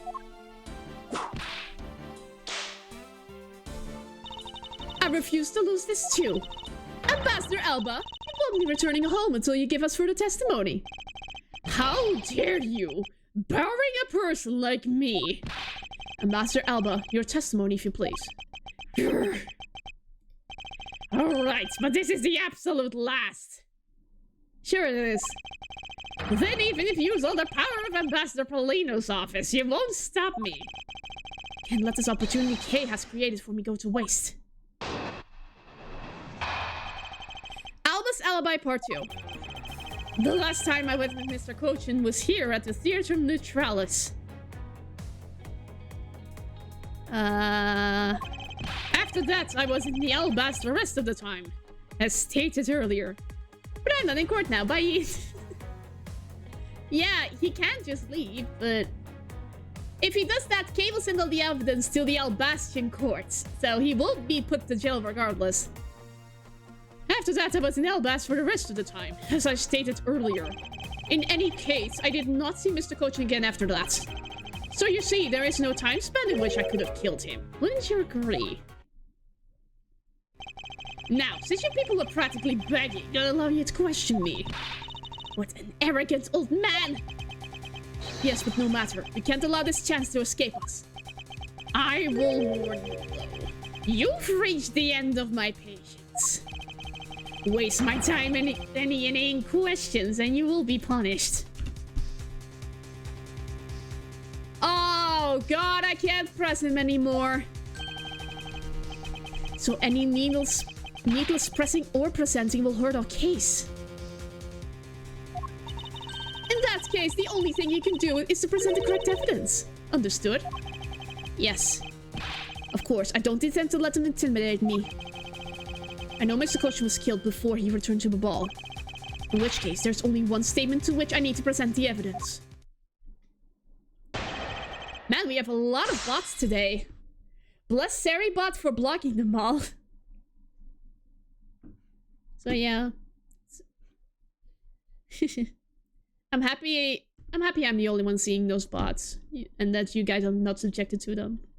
Truth is not easily intimidated, Alba. Yeah, that is true. Last time I met with Mr. Coach was here at the Theatre Neutralis. I'm afraid to press.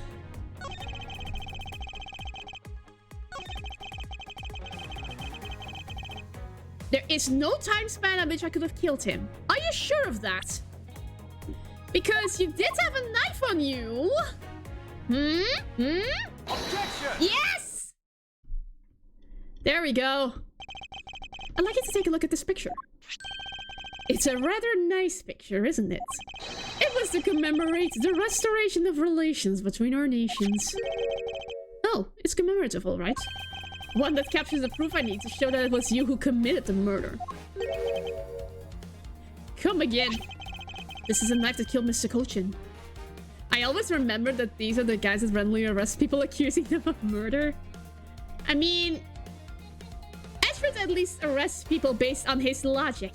Testimonies where you can't press needlessly are scary because it's hard to tell what the game will actually penalize you for pressing sometimes. But for Alba, oh, proof, evidences! This is a knife that killed Mr. Cochin. I see you recognize it as well as you should, for it was you who brought it to the theater. You hid it among the flowers you were to give to the Steel Samurai, meaning that you killed Mr. Cochin here at the theater.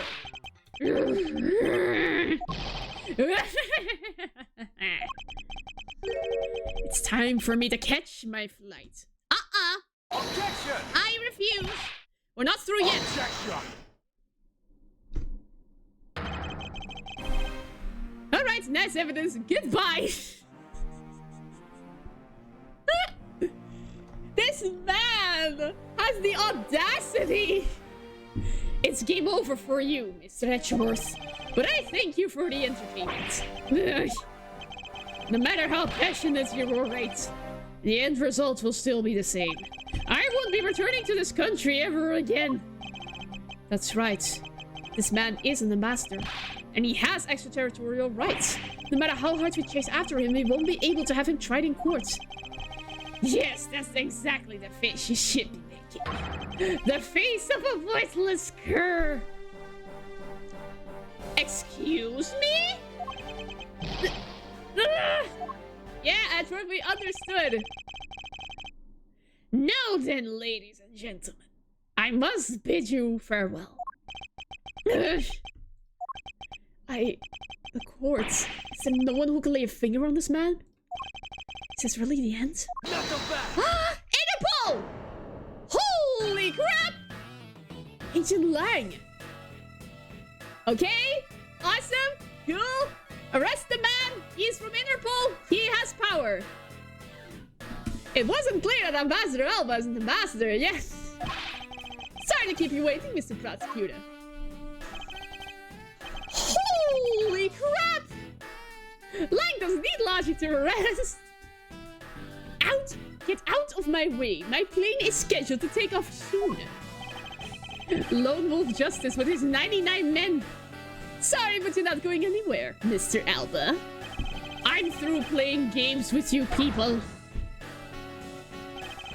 You can't touch me. If you do, I would spark an international incident, Agent Lang.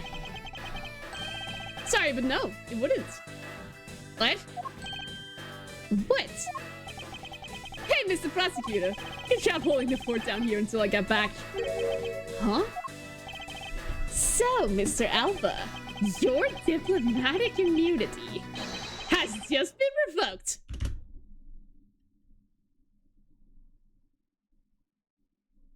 Holy crap, Lang!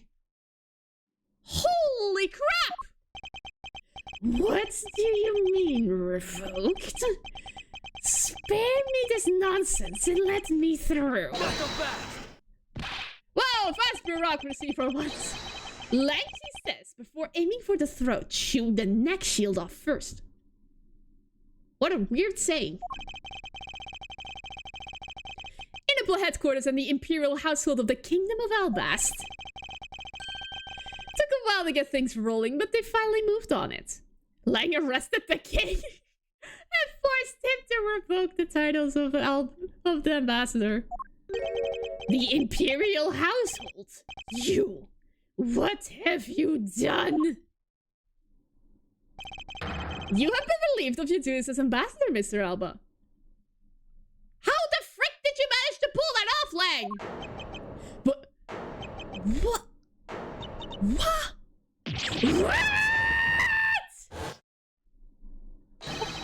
To be fair, that's very amazing of Lang. Yeah, that is just... How the frick did you manage to pull that off, my guy? Effective today. Effective right now.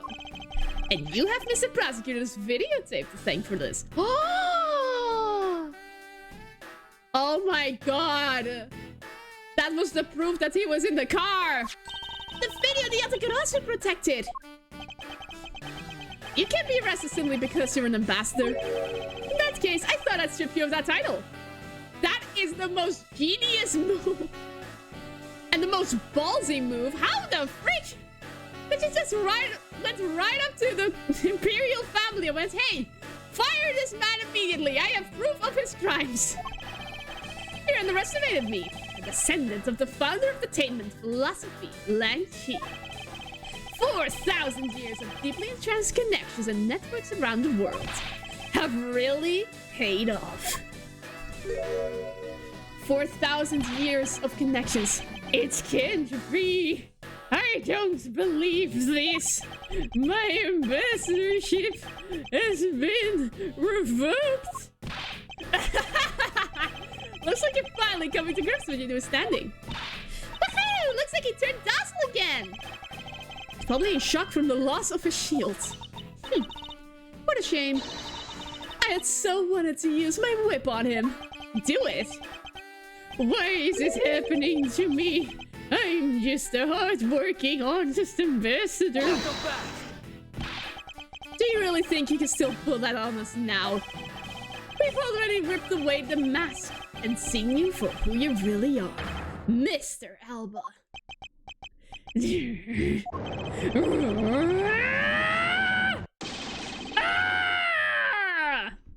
Now Alba is just a buff old dude. Yeah, now he's just a military commander. No, I won't be stopped now. He still intends to fight us. So what if I am no longer an ambassador? You still don't have any evidence on me. My guy, we literally have a picture of you with a knife. The fact remains that you cannot arrest me. Huh, I expected no less from you, the boss of the smuggling ring. Well, the rest is up to you, Mr. Prosecutor. Understood. And she had no evidence on Maya too, but wasn't a big problem. But Maya is a resident of this country. He isn't. You say that I killed Mr. Kochin in the theater. But even if that's true, that there was a knife in my bouquet. I left that bouquet in the theater. So anyone could have taken it out from there and used it, right? Besides, the claim that he was killed here itself is odd. After all, wasn't his body discovered in Babal? Are you claiming that I carried his body all the way over there? Preposterous. I have just a piece of evidence for that. Objection! I'll be the one to prove whether it's preposterous or not. Ex-Ambassador Alba, are you ready? Now he's going to on the offensive since he can't just leave. Yeah, because this is no game. This is war. And war never changes. I killed Mr. Kochin in this theater using a knife that was stuck in my bouquet. I left that bouquet in the theater. Anyone could have taken the knife from there. Besides, Mr. Kochin's body was discovered in Babal, right? There is no way for me to have transported his body from the theater to Babal. Now this is just easy. He's getting desperate. He's making obvious slip-ups. Look, don't you think you've had enough fun with me? You've already stolen my ambassadorship from me. Would you have me surrender to? You have no plans to ever return to this country, isn't that right? Did you know that a bunch of your subordinates are seeking asylum because of you? As if I care. Hey, Mr. Prosecutor, put this guy out of the embassy, and we can finally end everything.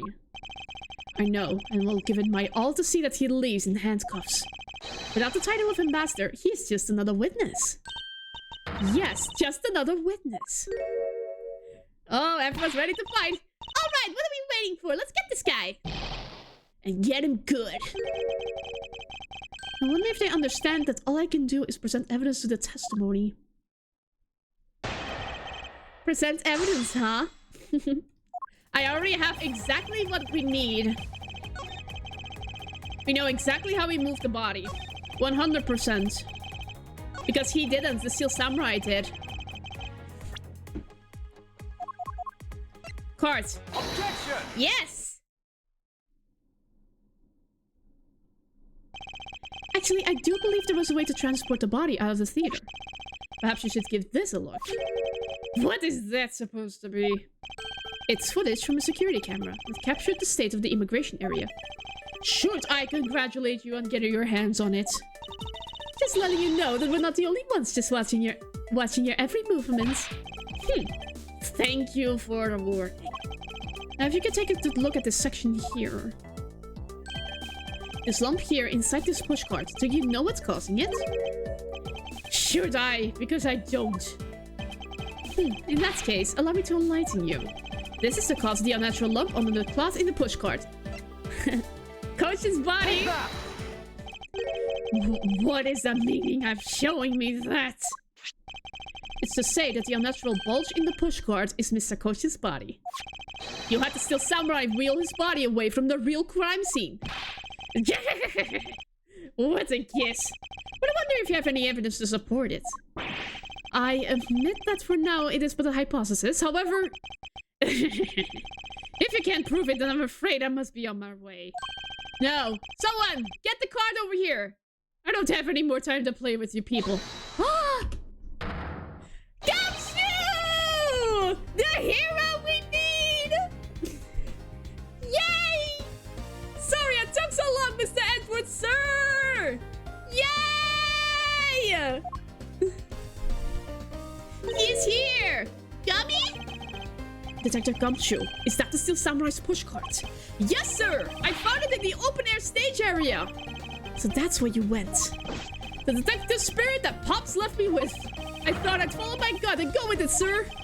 So, Miss Edgeworth, is this worth anything to the case? Yes. It just might play a major role in solving this case, detective. Something is right. I thought that the entire samurai family was in Albast. Where exactly in the open-air stage area did you find this pushcart? I found it just lying there at the edge of the stage, sir. Oh? Well, let's leave that for now and examine that inside, detective. Yes, sir! This is just too easy! It's blood! This must be Mr. Cochin's blood. Which only goes to prove that Mr. Cochin's body was indeed transported by this pushcart. I believe you understand what this means, correct? You killed Mr. Cochin at this theater. And then placed his body inside the pushcart. And then... you forced the Steel Samurai to unwittingly move the body for you. I forced him to move the body into Albast. What nonsense! Why would I bother to do such a thing? You were scheduled to make a speech in Albast, meaning it was difficult for you to make a stop in Babal. However, what if you moved the body to Albast? Because it was your embassy, you could keep an eye on it and tamper with the evidence. And then you smuggle it out of Albast. No! If I can show how you move the body from Albast to Babal, then I win. But you can't. The security between the two countries is incredibly tight. I wouldn't want to judge whether I can or cannot prove it. And so I asked you to provide us with testimony regarding your movements after you returned to Albast. Miles Edgeworth, have you figured it out? Do you know how the body was moved? To be honest, I have nothing to support my hypothesis at this time. However, I don't believe I've made a mistake in my logic up to this point. Which means... there is no question that can be answered, right? The Primate statue was smuggled successfully through a brief flight through the air. So why shouldn't there be an answer as to how the body was moved? Which means that there must be a logic flaw somewhere I can exploit.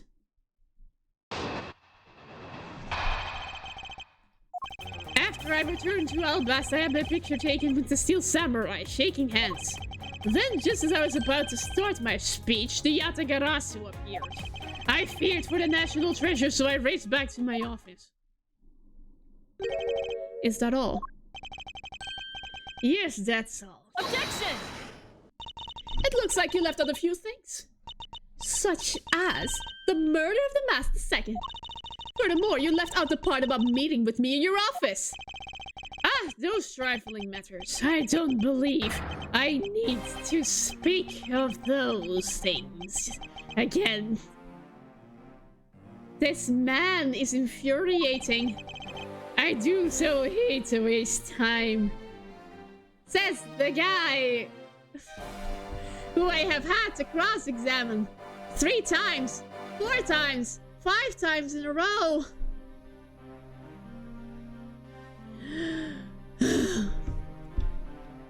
Oh my gosh. What? You. Is not every life precious? Do you really need me to answer that for you? I see another contender for the graveyard. Objection! People like you cannot be allowed to wander freely through society. Then you better try hard, because I doubt you'll find a single contradiction. He's really full of himself, isn't he? Yes, he is. How can he be so confident at a time like this? Come on, don't be shy. Go ahead and ask whatever you'd like. So I can press again.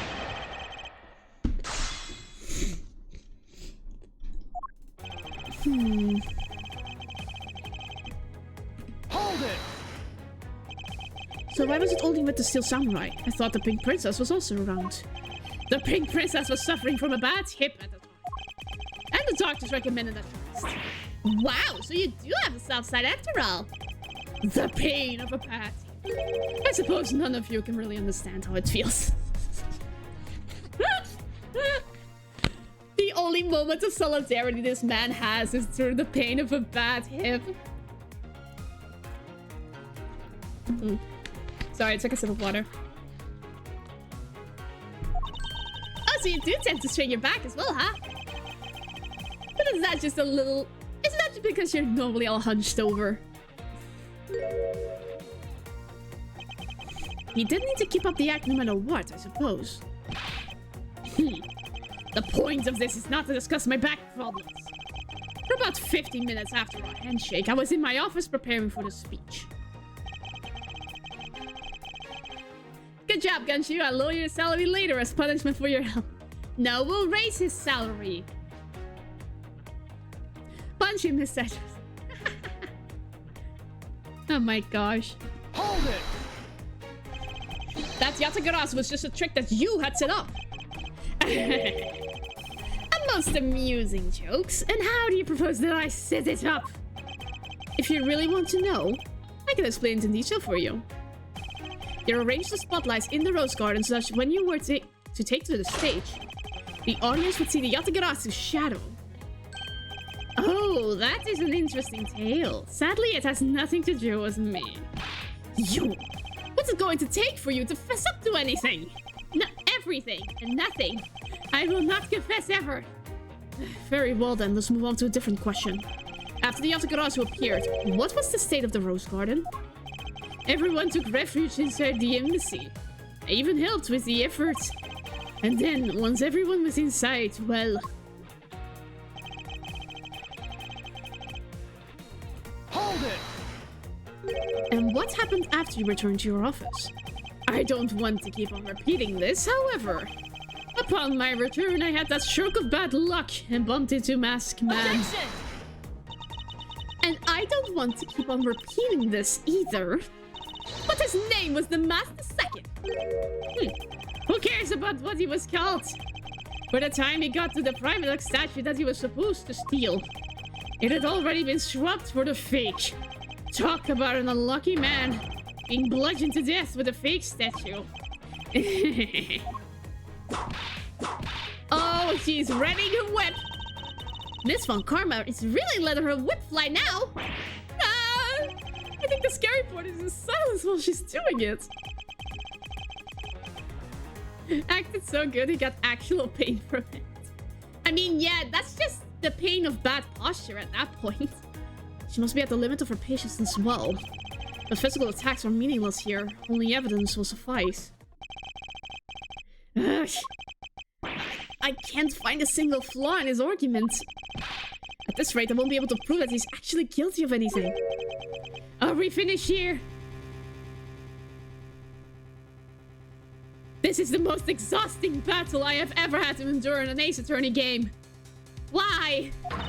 Miles Edgeworth, can you not come up with how the body was moved to a ball? Sir! Mr. Edgeworth! Even after proving so much, is he going to get away with it? Is this the end? Please, please no. Yes. It appears that we made it just in time. It would be a great honor if you'd allow us to be your allies in battle. Evil magistrate, it's time for you to pay! Not them! It is them, Flitchard! It's the Steel Samurai? No, you are mistaken. For I am Steel Samurai Daddy, married man of the old Tokyo. Larry saved the world. And this is Pink Princess Mommy. Oh my god. She's back! If it was his Valerian Oldback, I would love it. The Steel Samurai helping him. I mean, yeah, that is true, but unfortunately, that was a Larry and Oldback, the two people he hates the most in the whole world. Larry destroyed the most powerful smuggling ring. Ah! A scream of anguish. Larry is better than the Yatagarasu, oh no. The two people that I wanted to see the least. Larry! What are you two doing here? Way to show your gratitude, Edgy! We just wanted to help, yeesh! Objection, go away! I'm gonna get the bad guy with a single thrust of my... Go away.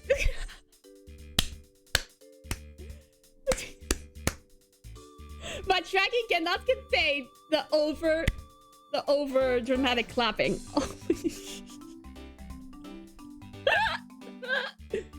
Oh my gosh, my cheeks hurt from how much I'm smiling. I did not expect that to be an actual line. My cheeks actually hurt. Oh my god. How can you be so mean to us, Poo? All three of us came to lend a hand, and this is how you treat us. A nice break from Mr. Tree, indeed. Well, isn't this grand? And I see they managed to find the Iron Infant. Does it really matter right now?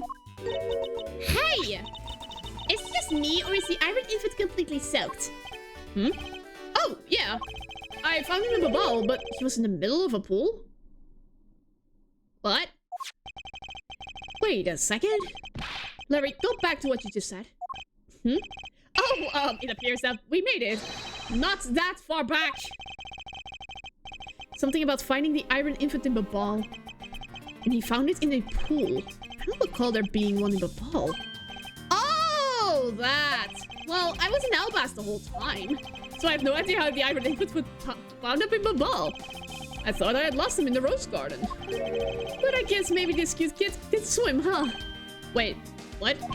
Larry, you lost the Iron Infant in the Rose Garden. So that's why he was swimming in the pool. Are you sure about that? Yeah, I'm sure. But I found him in... That's enough, Larry. Let me cook. The Iron Infant that Larry lost managed to move between the two countries. Furthermore, the Iron Infant was found soaked in the middle of a pool. This is what we've been looking for. It's another smuggling route between the two countries. The key route the Iron Infant took to travel from Albas to Babal. Bilateral symmetry. Ah, that's right. This embassy was built when bilateral symmetry lines. Detective Gumshoe. Yeah, yes, sir. There is a location I wish for you to examine post-haste. It is where I believe the route used to smuggle Mr. Coach's body lies. Does something like that really exist, sir? The embassy built on bilateral symmetry, meaning that this is where we need to examine. Here. Take that! Yes, sir! I'll be back before you know it. There must be another pool there. It's too late. It doesn't matter now that you do. It's all a waste of time. Nope. You will stay here with us and wait. Oh, I'm being called. This is Edgeworth. Mr. Edgeworth, it's here, sir. Oh my god! I knew it! There's a reservoir here, just like in the Rose Garden. Just as I suspected. What is it? The two sides of this embassy are mirror images of each other, which means that there's also a pool at the corresponding location on the Babalee side. Mr. Coach's body was moved into Babal through the pool in Albast. Avoiding the topic with a vague answer like that is unbecoming of a prosecutor. If you don't mind, I'd like to see more physical proof if you have any. The Iron Infant is positively soaked in water. Why do you think that is? Because he was fished out of a pool. Not just any pool. It was the Babalee's one. Objection! I think it's pretty obvious at this point what must be true. Alba, you're not a judge. He sure is acting like one, though. Shebas. I think it's pretty obvious at this point what must be true. Yes! The water reservoirs in the 2 country yards are connected. Objection! And where is your proof that the 2 sides are connected? In this embassy, he's judge, jury, and executioner, however. Objection! My guy, he's already not an ambassador anymore. He's just a guy. The proof is right there, but before your eyes. The half-drowned Iron infant. But... This blasted doll! And I want to remember to all of you that Francisca whipped his judges, but not Alba. Yeah, I don't know why. Mr. Edgeworth, I'm back! Hey, don't tell me you guys figured everything out without me. Aww. That pose is creepy. He loses skin chunks. Yeah. We did, thanks to this hero of justice's son. Even if he's just a doll, he managed to help foil the villain. Hey, Mr. Prosecutor. Look, I don't want to say this, but it's kind of likely that the body just happened to have passed on through to the ball. This guy's a doll, and he's small, so I can't believe it made it, but I think he's supposed to look like a tree, so that's why. Larry owns you, Gumshoe. Aw, poor Gumshoe. He has a point. Yes, that's right. I'm glad someone here understands. Mr. Edgeworth, are you going to propose that the dead body can swim through a pipe? You see, Mr. Prosecutor, I'll chase after this man. It's far from over. Quercus alba is the Latin name for white oak tree? Really? That's actually really cool. Agent Lang. Why is he helping Mr. Alba out now? He's not. He realized the flaw in my argument and is helping to move the logic along. He's actually warming up to me, huh? In which case, I should return the favor and find an answer. And another thing. His unconscious body was found in his office in Babal. So what happened to his body after it was transported to the open air stage? Good question.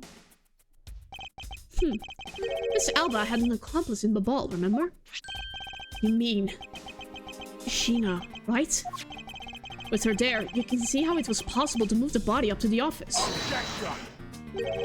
Are you seriously claiming that she swam through the connecting pipe with the body? He's right, Miss Sheena would drown if she did that.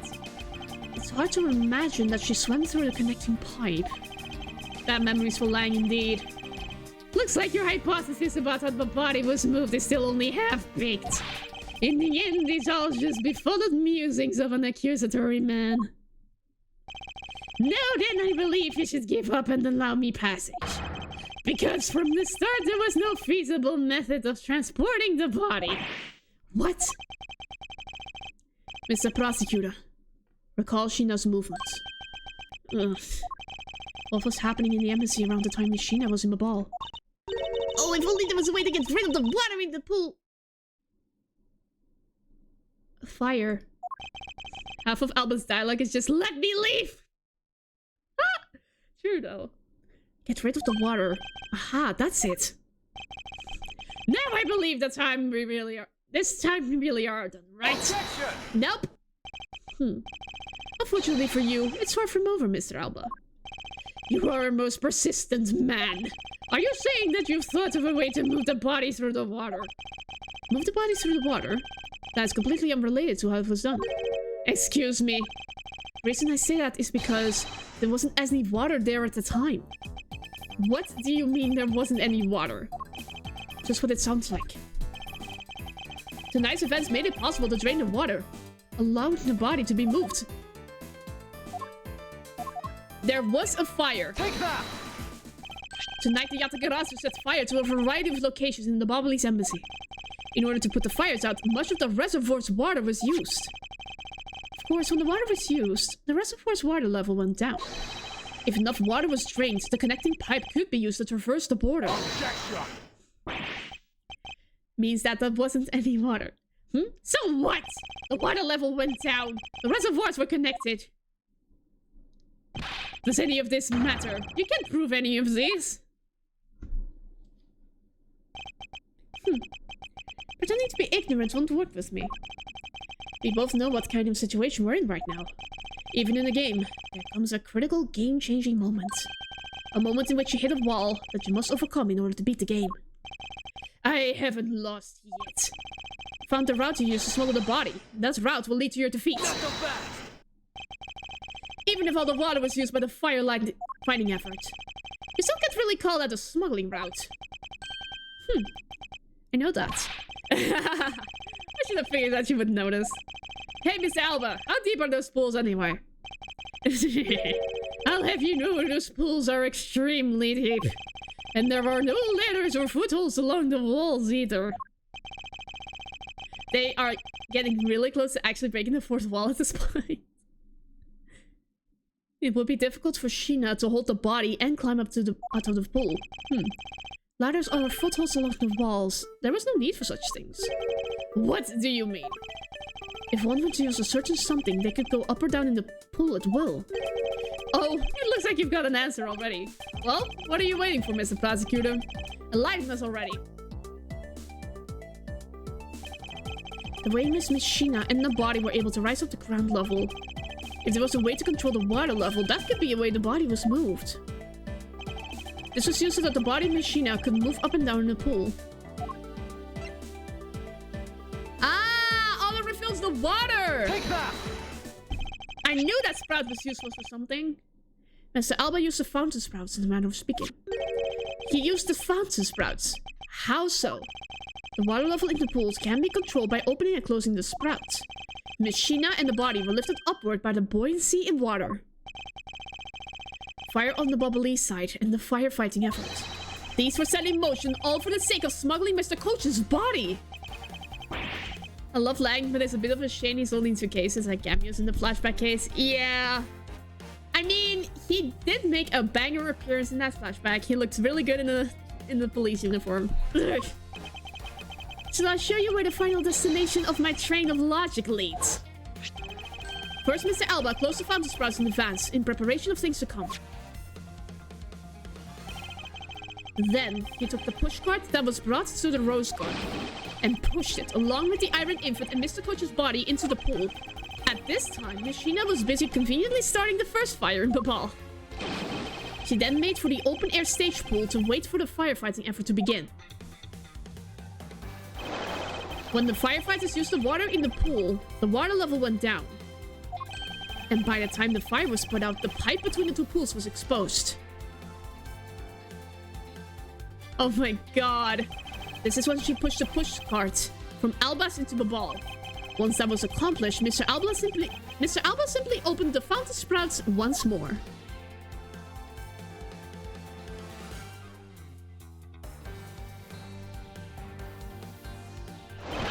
And the water level rose up to its original level, along with Miss Sheena and the body. After that, Miss Sheena used the pushcart to carry the body up to the Secretariat's office. There's an elevator in the embassy, after all. So you see. Ah! Even with a small frame, she could have easily transported Mr. Coach's body. And that wraps up my thorough explanation of how the body was moved. No! It's like bark peeling off of the tree. Well, ex-Ambassador Alba, what do you think? Not so untouchable without your precious extraterritorial rights to protect you, are you? I knew you could do it, Mr. Edgeworth! Way to fight back! Objection! You accuse me of moving the body across country lines. But when you get down to the nitty-gritty, you don't have what it takes to indict me. The nitty-gritty? What does the old man want now? Proof, I believe, is what he seeks. Yes, proof. Without any who is to say whether or not any of what you really said happens. What's proof? What are we going to do, Miss Edgeworth? There's no need to worry. I have all the proof we need all along. The body was the only thing to go through the pools connecting the pipe tonight. Just as Detective Gumshoe found the pushcart in the open-air stage area, so too did I find one other item there. He always wants proof. He's been constantly asking for it. I mean, that's the prosecutor's way. That piece of evidence is what will prove that the pools were the smuggling route. was another thing that was smuggled over to the boss open air stage area.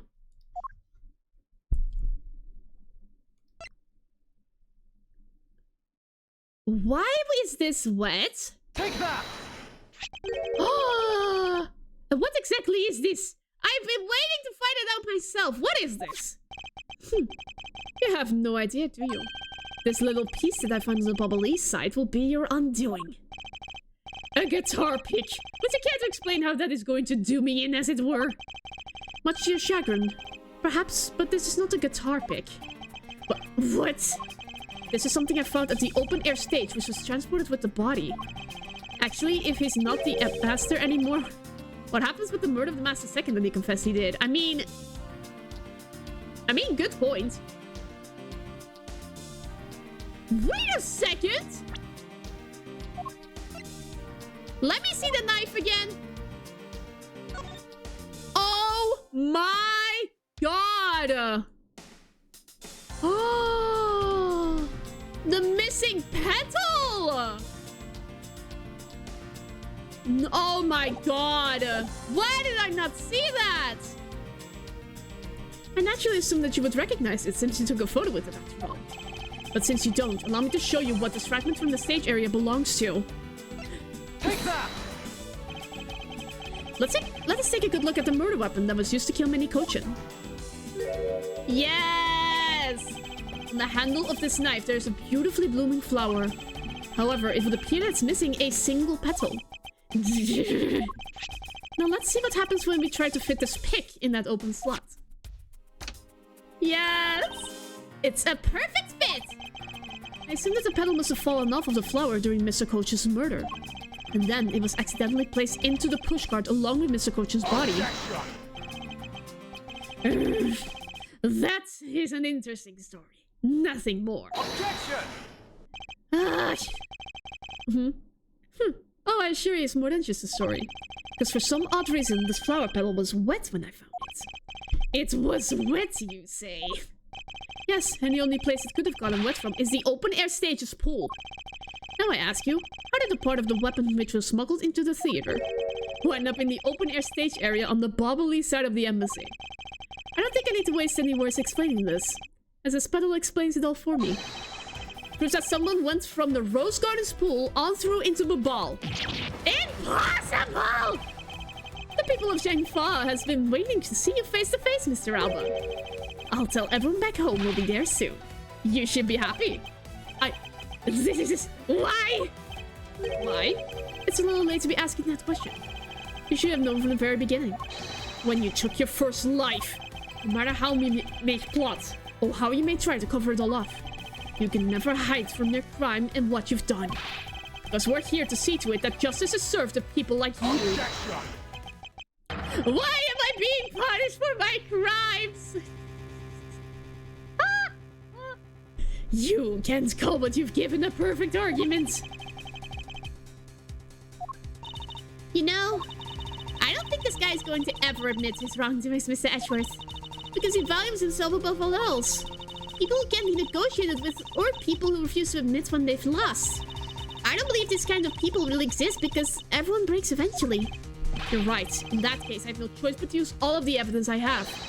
I'll use it all until he breaks under the weight of his crimes. Mr. Alba, I request that you testify once more. Please let this be for the final time. This really will be the end of the line. Okay, this will be the oh my gosh, is this a continuation? It's been 3 hours! What? Man, am I glad that I saved this part for a whole stream.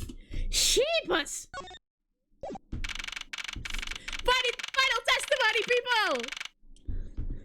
Oh my god. Okay. It is time. Oh, my nose is plugged.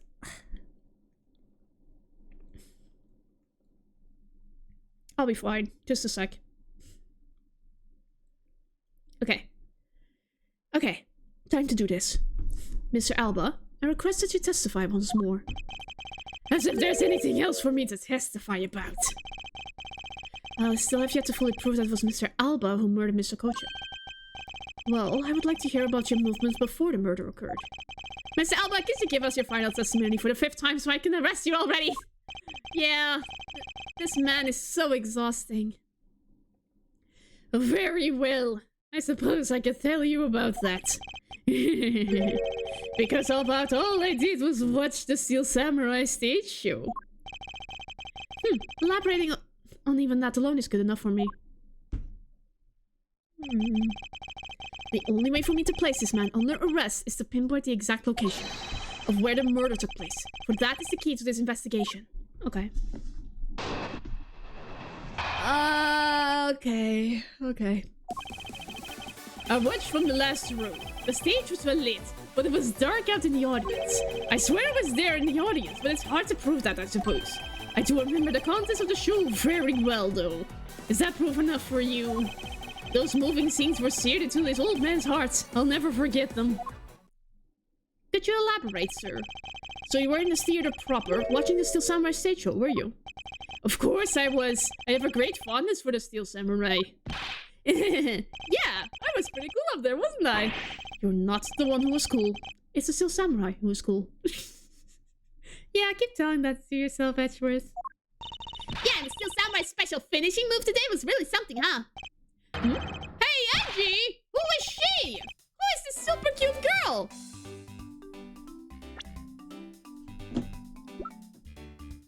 She is way too young for you, my dude. Back off now, or there will be consequences. Let's we're so offended that Larry's Steel Samurai.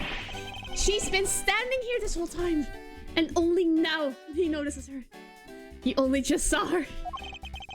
Her name is Kate Faraday, and she's helping me in my investigation. Sorry I didn't get to introduce myself earlier, but better late than never. Yeah, so hey, I'm Larry Bat! Silence in the peanut gallery! There's no time for such trivialities at a time like this! Mr. Prosecutor, this is the final battle. You got that? I know. This is the end. For that man there. Now that's the kind of thing I like to hear. I think I'll give trusting you a try, Mr. Prosecutor. Or rather, Mr. Edgeworth. Aww. He's warming up to us. I'll leave this critical battle up to you, Mr. Edgeworth. Have no fear. I will finish the job. This really is the end game. The time has come to expose every last one of Mr. Alba's lies. The Steel Samurai show. I need to elaborate. Are you sure it is the end game? I now see. Welcome to the stream. Oh my god. Please, let this be the end game. Hold it! Damn, 3 hours. Yes, it is. This man has been yapping at us for 3 hours. Well, I remember the concept of the show as well myself. At 3 in the morning. That's nice. That's nice. Miles Edgeworth, don't allow yourself to be riled up by him at this important juncture. I wasn't planning to let him. They've been yapping since 3 in the morning. The sun is already out. It's horrible. They need sleep. How the heck is Edgeworth still standing? Oh, oops. Ugh, I wasn't planning to let him. Well, if you ask me, I think I'm the biggest Steel Samurai expert around here. And don't you think the climactic scene of today's show is just totally awesome? Yes, I remember that well, and that spectacular special move. The way you delivered the final blow against the evil magistrate. Early summer rain jab.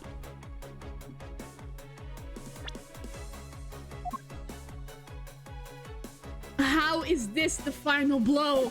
How? Oh, that scene will live on in my heart forever. Is that how it went?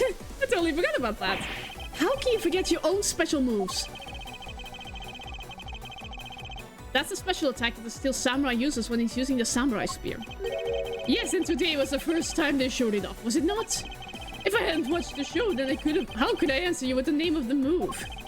I suppose you are correct, but if you please elaborate on this point for me. I don't even remember how long it goes. It goes long. Holy crap. Here, this is your... Objection! This is the part. A special move today was the early summer rain jab. Is that your final answer? Objection! Yes, it is!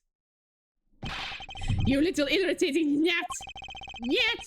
Do you think you can trip me up by asking the same question over and over? That was not my intention. Your testimony is more than sufficient. However, I believe it would be wise for you to take a look at this. The samurai spear. What about it? The spear actually never made it on stage today. Excuse me?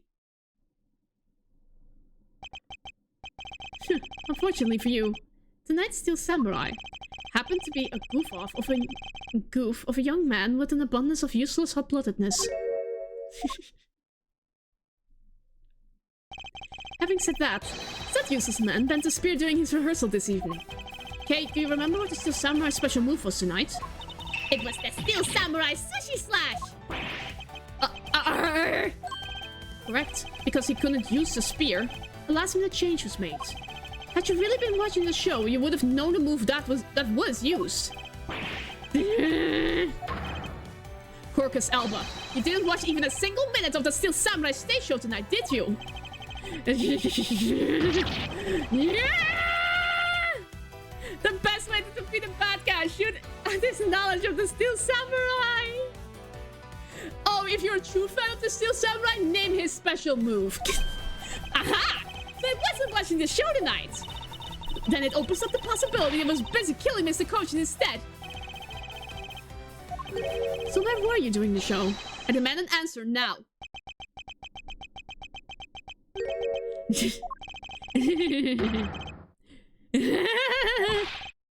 Just what is so funny? You're so sloppy. And so are your conclusions. I still insist that I've watched the show. Or most of it, in any case. What do you mean by most of it? The last time, you liar, Edgeworth. Oh my god. Why does this man not stop? You see, during the show, I left my seat for a spell to visit the bathroom. I assume that was when that dramatic scene was played out on stage. That is the lousiest, lamest excuse I've ever heard in my life, pal. Ugh. Just because he got the name of the move wrong. Can't really use that as proof that he didn't watch the show at all. As a fan of the Steel Samurai, I had wanted to watch the entire show. Honest. Objection! Yeah, sure. As a Steel Samurai fan. For someone who wasn't even in his seat for the climax of the show, you have no right to call yourself a Steel Samurai fan. Ever. Yeah, you tell him, Edgeworth. Oh my gosh. You're back on a fish's assignment I've been busy with all night. Go ahead, take your time. Assignments are important. Who was that just now? But FBI, young lady! Larry, what are you doing interrupting me like that? Angie, please! Hold on for a second, I beg. You may never accept this old man as a Steel Samurai fan. But I totally think he's a Steel Samaniac. What exactly is a Steel Samaniac, pal? I believe he's meant to say Steel Samurai Maniac. Yeah, and trust me, I know a real fan when I see one, because I'm a Steel Samurai. Objection! I will never acknowledge you as a true Steel Samurai. What are you getting so worked up over, Mr. Edgeworth? It appears that the real Steel Samurai recognizes me as a fan. As well as you should, for I am a fan. It's not as though I missed the entire show. It was the most amazing show filled with the spirit of the young and the young at heart. Of the young and the young at heart. The sarcasm is a long wooden nose couldn't run any thicker.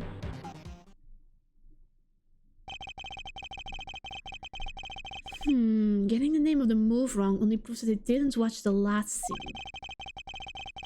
What I really need here is something more definitive. Something that links Mr. Albus directly to the murder of Mr. Manny Cochin. You know what, Gramps? You're really something else. I'm honored to receive such praise from the Steel Samurai, but what is it for? Well, I was just wondering how you found out about the early summer rain jab. That move is a bit of a secret that only a small portion of the staff know about. Wait, it was a secret? Larry, what did you just say? Huh? Did I say something stupid again? Did you say that the early summer rain jab was actually a secret? Oops. Well, maybe I shouldn't have said secret. It's more like we only decided on the name of the move right before the start of the show. Right before. Yeah, the stage director was going nuts because we were supposed to debut the move. But 5 minutes before the show, we threw it up on the dressing room's whiteboard. Early summer rain jab. That's kind of how we decided the name of the move. But by that time, I already bent the spear, so I guess the whole thing was kind of pointless. All of you still samurai actors are the same. The director has my complete sympathy. Long story short, because we changed the move of the sushi slash, we kind of pretended that the early summer rain jab didn't exist at all. I mean, if you added someone find out we changed the move, so we made it a secret. So basically a gag order was issued for publicity's sake. It almost makes the early summer rain jab sound like a lost art. Yeah, which is why I think most of the staff haven't even heard of the move. Then why did he know it? Hold those lips of yours still. What the heck, old man? I've done nothing but listen. But from what I can tell, it's not very much unrelated to the case. It's also very tedious and a pointless exercise in wasting time, much like a kid's show. Says the guy who is an expert on wasting time. Objection!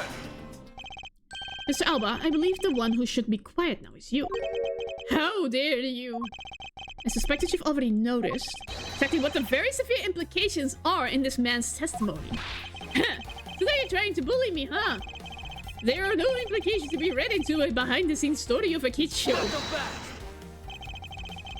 Don't even think about trying to slip your way out of this, Kirkus Alba.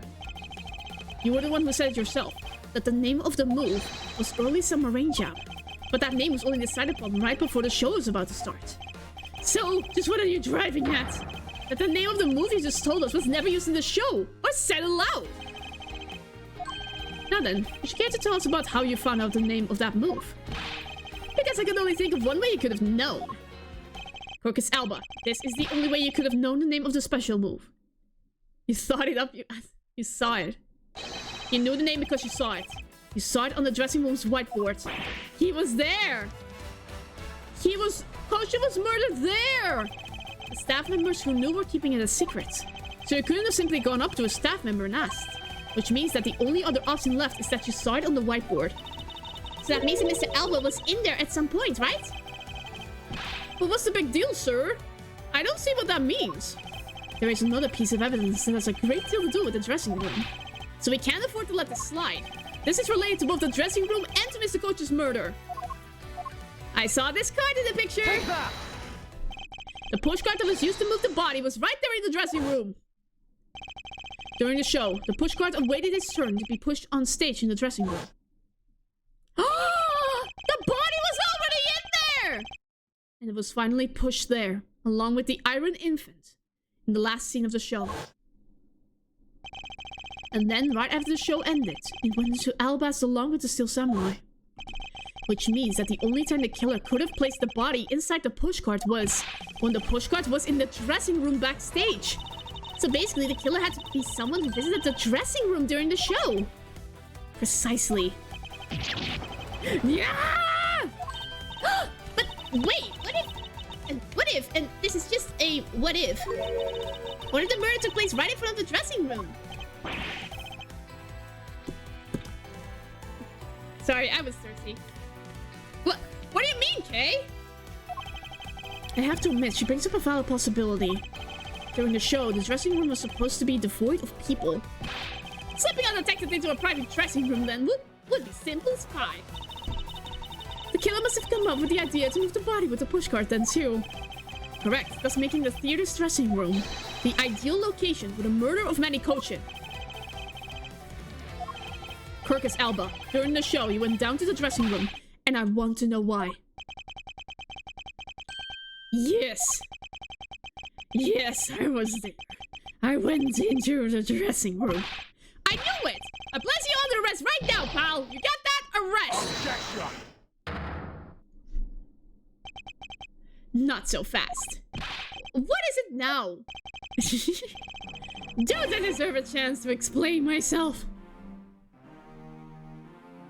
My guy, you have been explaining yourself for 3 hours. Explain? What is there to explain? I believe I told you earlier that I went to the bathroom. Well, I got lost when I did. I wanted to ask for directions when I opened the dressing room door. No one was inside. And that's when I saw the name of the move on the whiteboard. You punk!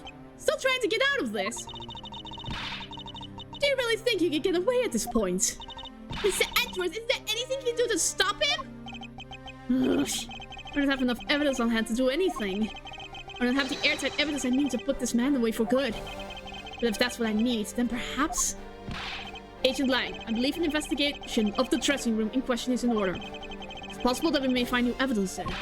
Yeah, if Mr. Edgeworth pokes around in there, I'm sure he'll find some new facts, pal. Another investigation. Ooh, and if he uses Little Thief, he may even learn something from a recreation. We don't need to do any of that. What? Wolfie, how could you? I'm not saying this to be mean. It's just that we've already searched there.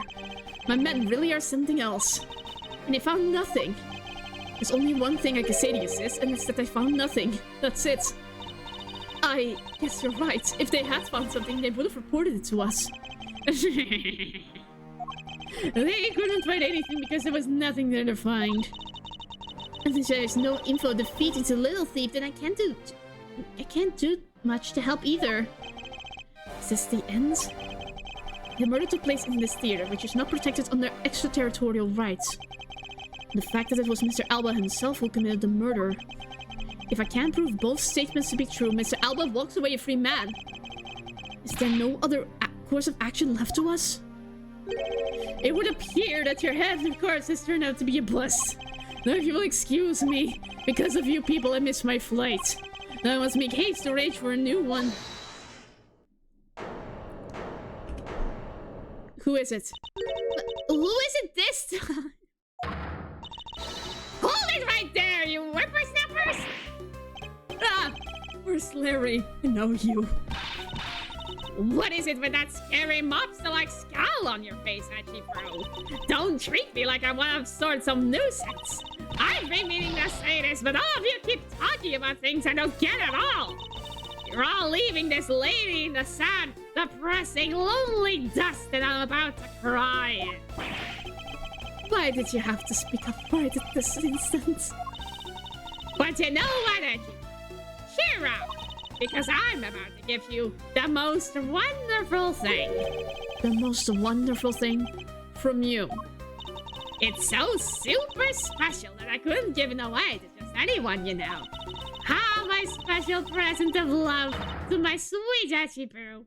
Are you ready? It's this. It's a box of samurai dogs. Why? What? It's a box of those samurai dogs, right? Yes! Oh, Boo, here, go out and eat one, and you'll feel as right as rain. We are not amused. No one is amused. Everyone is not amused. Are we through here? Why did everyone get so quiet all of a sudden?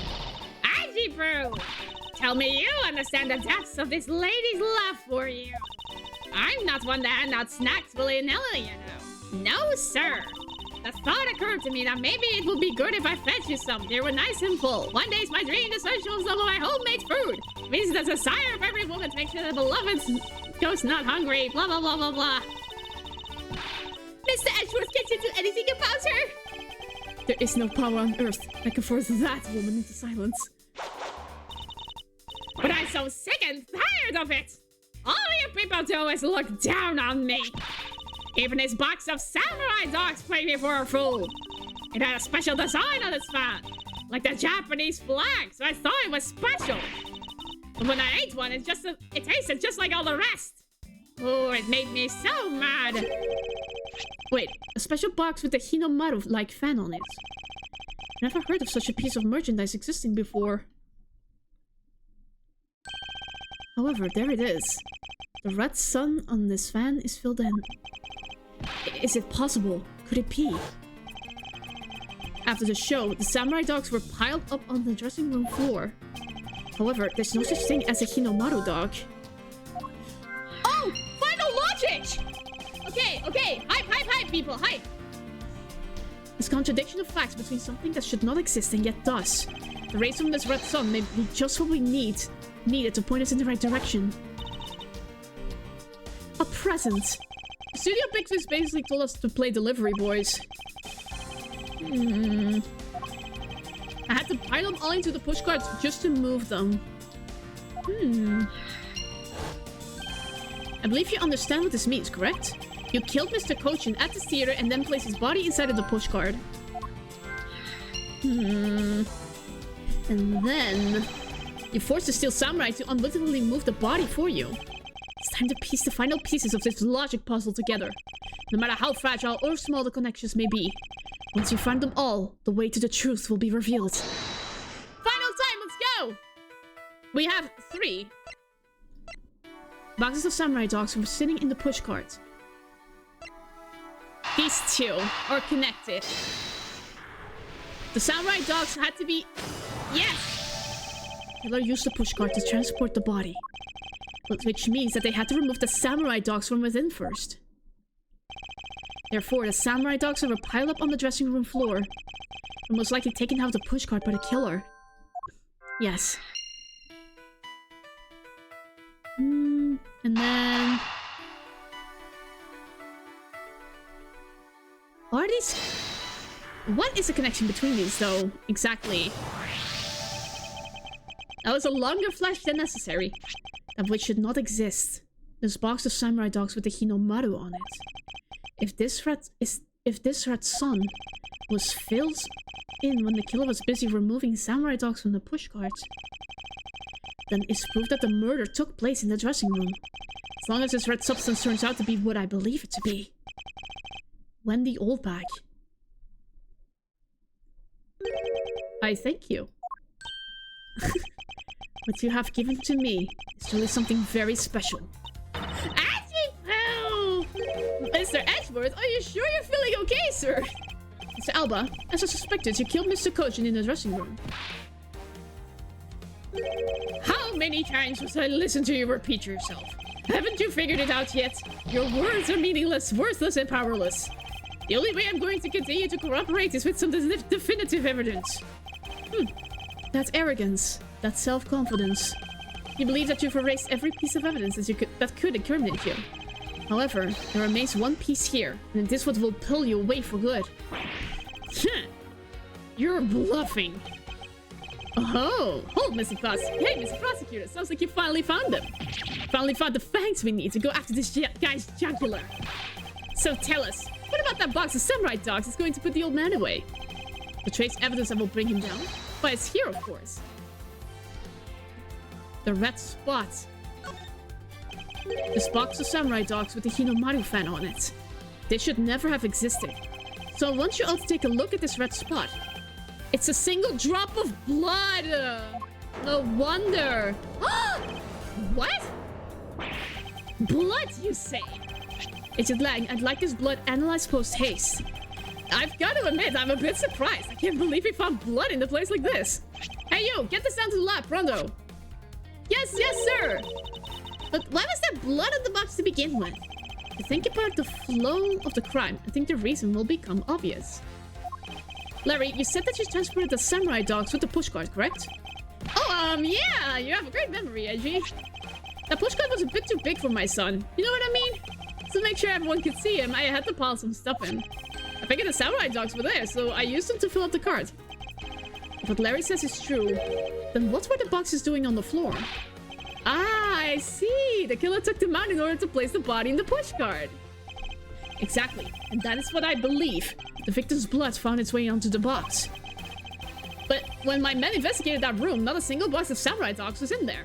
Because Oldback took them all! Because embassy staff members had already confiscated them.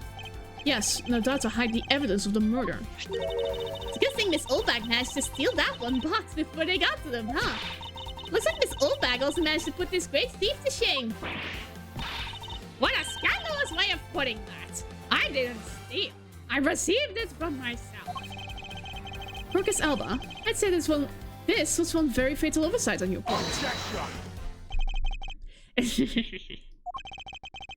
Sorry to rain on your little love fest, however. How can he be so self-confident in a no-win situation for him like this? Why won't you stop? Even if that blood turns out to belong to Mr. Cochin, then what? Heh. So, Mr. Edgeworth, it sounds like he's not ready to call it quits yet, huh? Sole piece of evidence that was left at the scene of the crime. That alone has shed light on the new fact. At the very least, we now have proof that the murder occurred in the dressing room. I'm back from eating lunch. Is Alba gone yet? No. And you say that like it means something. Huh? Excuse me, sirs? Oh, forensics guy. Another guy in this equation. Report! What were the results of the analysis? Sir, the analysis came back and confirmed that the red substance is blood. I knew it. With this Marcus Alba... Mr. Edgeworth, I wonder if you might humor my question. Your question. The one from before. Or have you forgotten? Even if that Mr. Coach's blood, what difference would it make? Like we already told you, it proves that the crime scene was that dressing room. But it doesn't prove that I am your killer, does it? That's... he has a very good point. The blood on that box doesn't prove that Mr. Alba is the killer. Then this evidence is meaningless? That can't be, but we're so close, sir.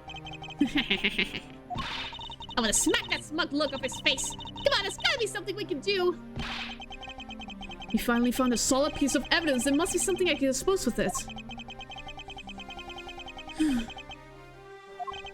I can't think of a single thing. Is he going to get away again for the 30th time? Hey, if you'll excuse me, I'll be on my way. Hold it. Who is it this time? Who was that? It's too late. I won't allow anyone to stop me now. It wasn't me, pal. And it wasn't me this time either. Everything Dutchy, welcome to the stream. It wasn't me either. It was me. The forensics dude. Haven't been here in a while, my lord. Yeah, thank you for coming by. It's awesome to have you here. Why did you... because I haven't finished reporting everything to you yet, sir. There's more. What? Hurry up and spread it out. Yes, sir. That blood I mentioned. It's not of the same blood type as the victim's blood. Excuse me? What? No. What? What? What do you mean it's not the same type? You mean it's not the victim's blood? If it isn't his, then who the hell is it? Oh my god.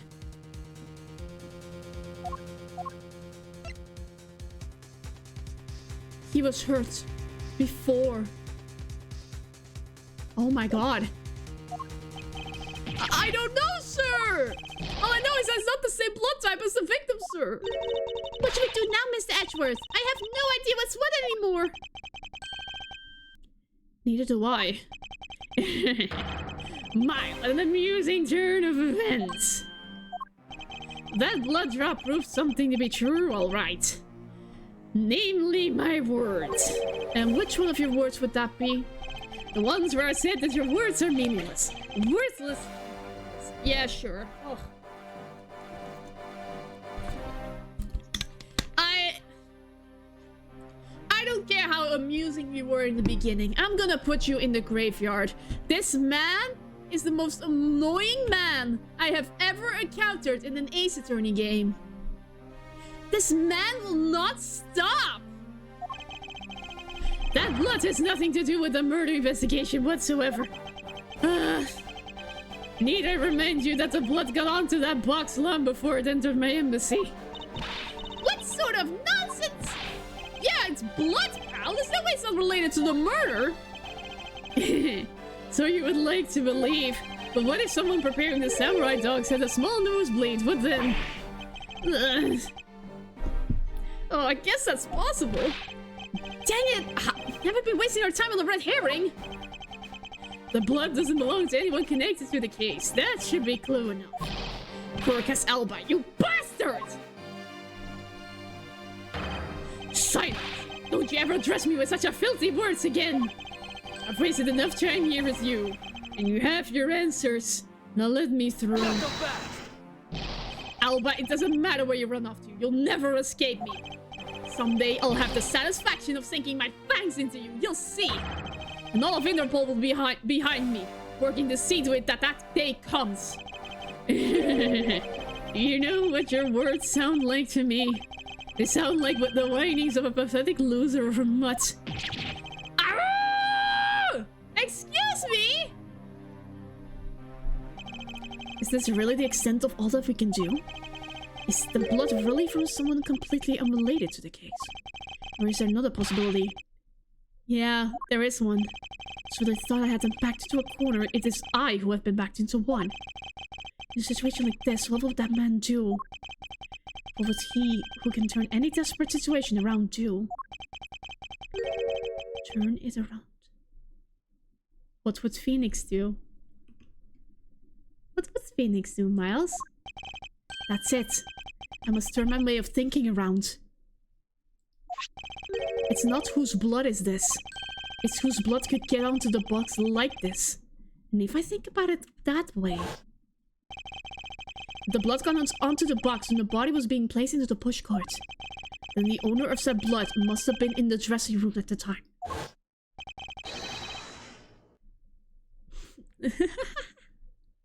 And there's only one person that could be.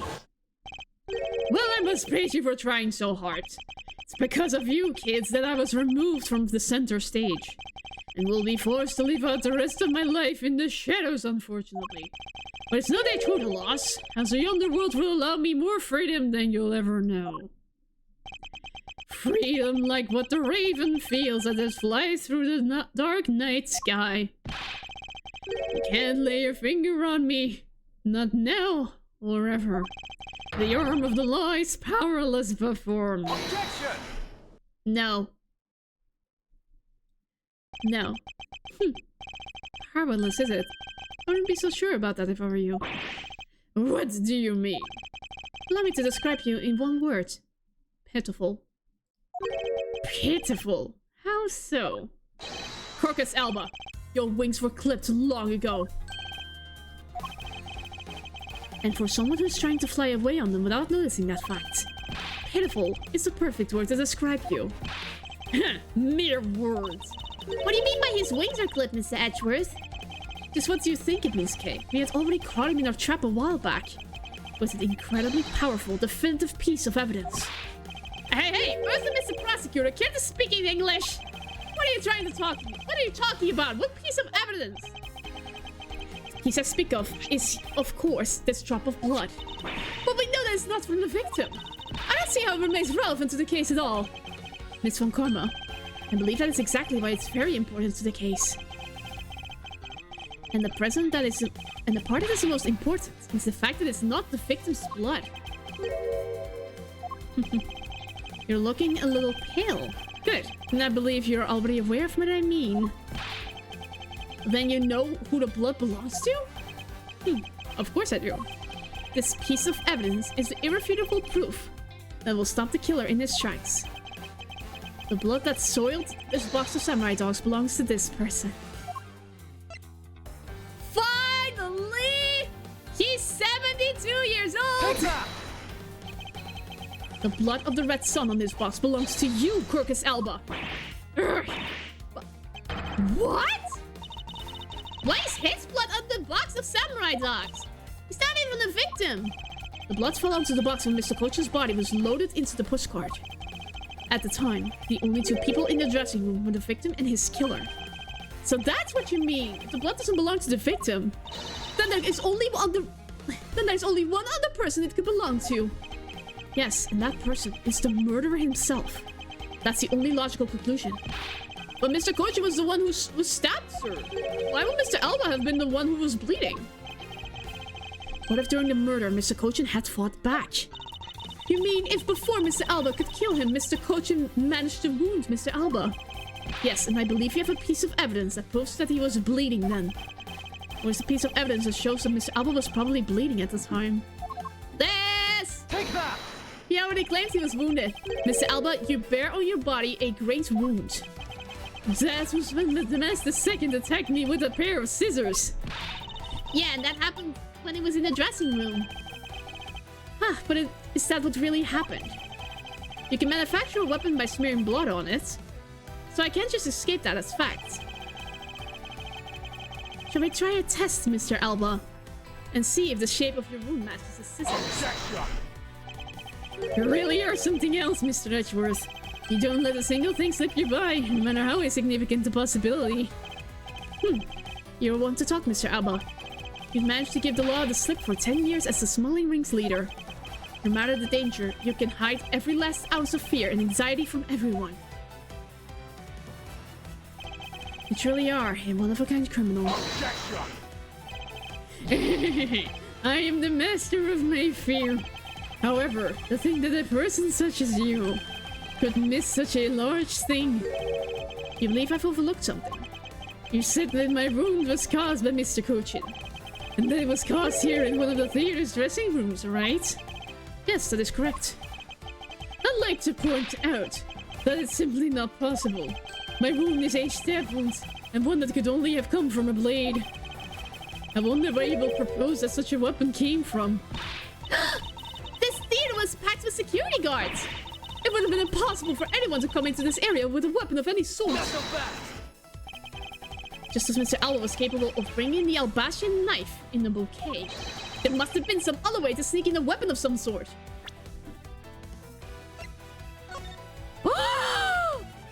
He had the key on him! I knew it! I knew the key was still important. But as long as he can't prove what other way that is. All your talk about Mr. Kochin stabbing me is pure nonsense. So if that other way does exist, you better hurry and tell me now. With pleasure. Wait, what? This piece of evidence shows us how Mr. Kochin brought a weapon into this theater. It's the Yatagarasu's key. Finally! We discovered this trick 7 years ago, and with it we were able to corner Miss Yu. But who would have thought that I'd see this key again after all this time? Take that! Among law enforcement, this piece is known as Yatagarasu's key. That key! That's the key that my father stole from here 7 years ago. And it is a very unique in that it is both a key and a knife. Meaning that under the guise of a key, it could have been easily brought into the theater. Gah! Couldn't dispose of the knife that stabbed you. Therefore, you wiped off the blood and placed it back in Mr. Kochin's pocket. After all, the key itself opens the safe in his office. And inside that safe, there was a document about Kodopian paper, signed by Mr. Kochin. The key to Alba's grave indeed! In order to make it look like Mr. Kochin died as the leader of the smuggling ring, you had to make it so that the police were the ones who opened that office safe. All that hard work to save yourself only served to destroy you in the end. Shall we try matching this knife's blade with your wound, Mr. Kirkus Alba? Is it finally time? Is it finally time to kill him? Or arrest him, And that is what some may call the coup de grace. Impossible! You can't take me down! Swine, all of you! Especially Manny Kochin! This is all because of that man's betrayal! He sought to steal control of the smuggling ring from me by removing me as ambassador, which is why he deserved to die while bearing the guilt for all my crimes for me. That's why I sent out the Yatagarasu's cart, and how this incident was born. Manny was supposed to be the smuggling ring's leader, who was killed by the Yatagarasu. But I had yet another reason, yet another story that was supposed to play out. Manny's death was supposed to bring everything to a close, and I would have gotten away with it too, if it wasn't for you meddling youngsters.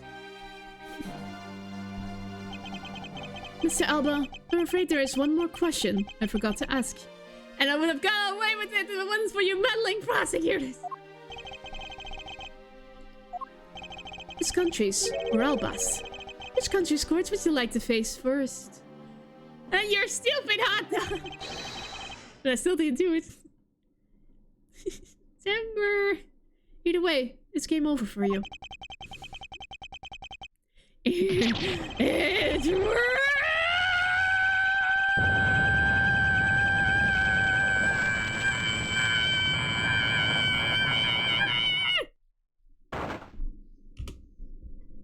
oh god, he looks dead. Shiver me timbers! Oh my god! Oh my god. Oh my god. It is finally over. Oh my god, I deserve a bite of a Swiss roll for that. Oh my god. I just... Give me a bite of a cookie. I need some sugar. Oh. That took way too long. March 17th, 11:21 a.m. District Court defended lobby number 2. Alba is almost as stubborn as old bag. Almost. Whew, this is it! The big day! It's Mr. Alba's trial today! It's an old people thing.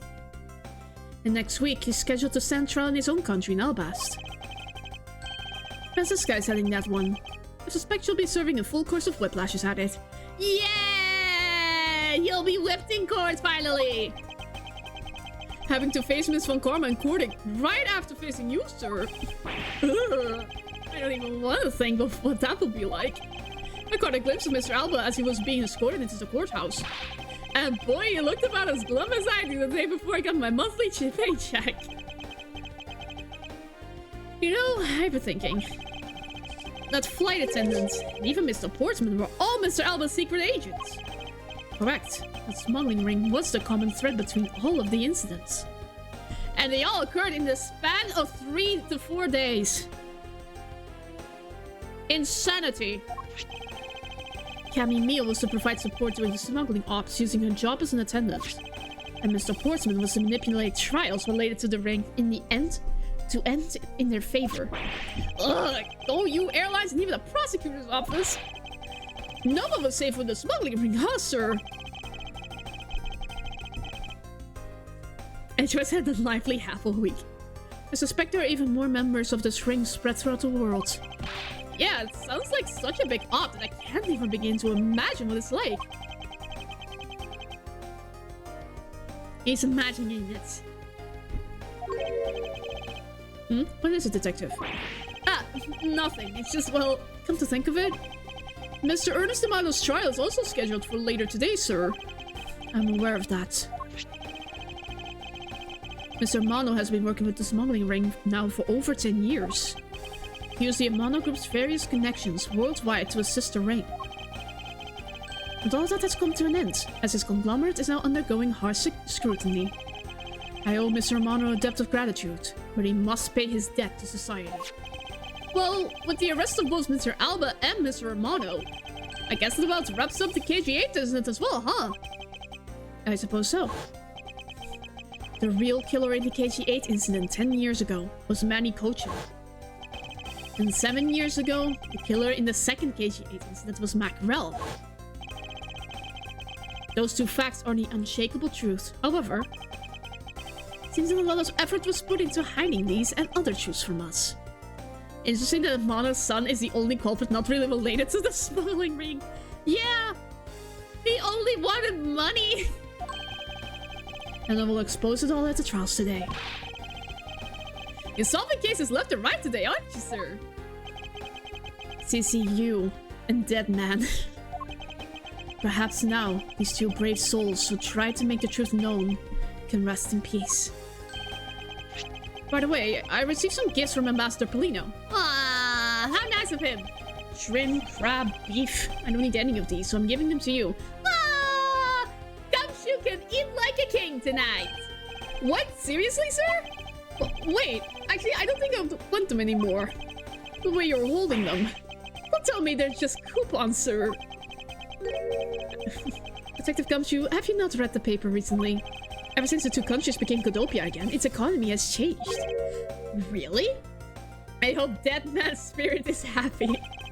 Yeah. And it seems that Ambassador Polino has reaped a few benefits of his own from it.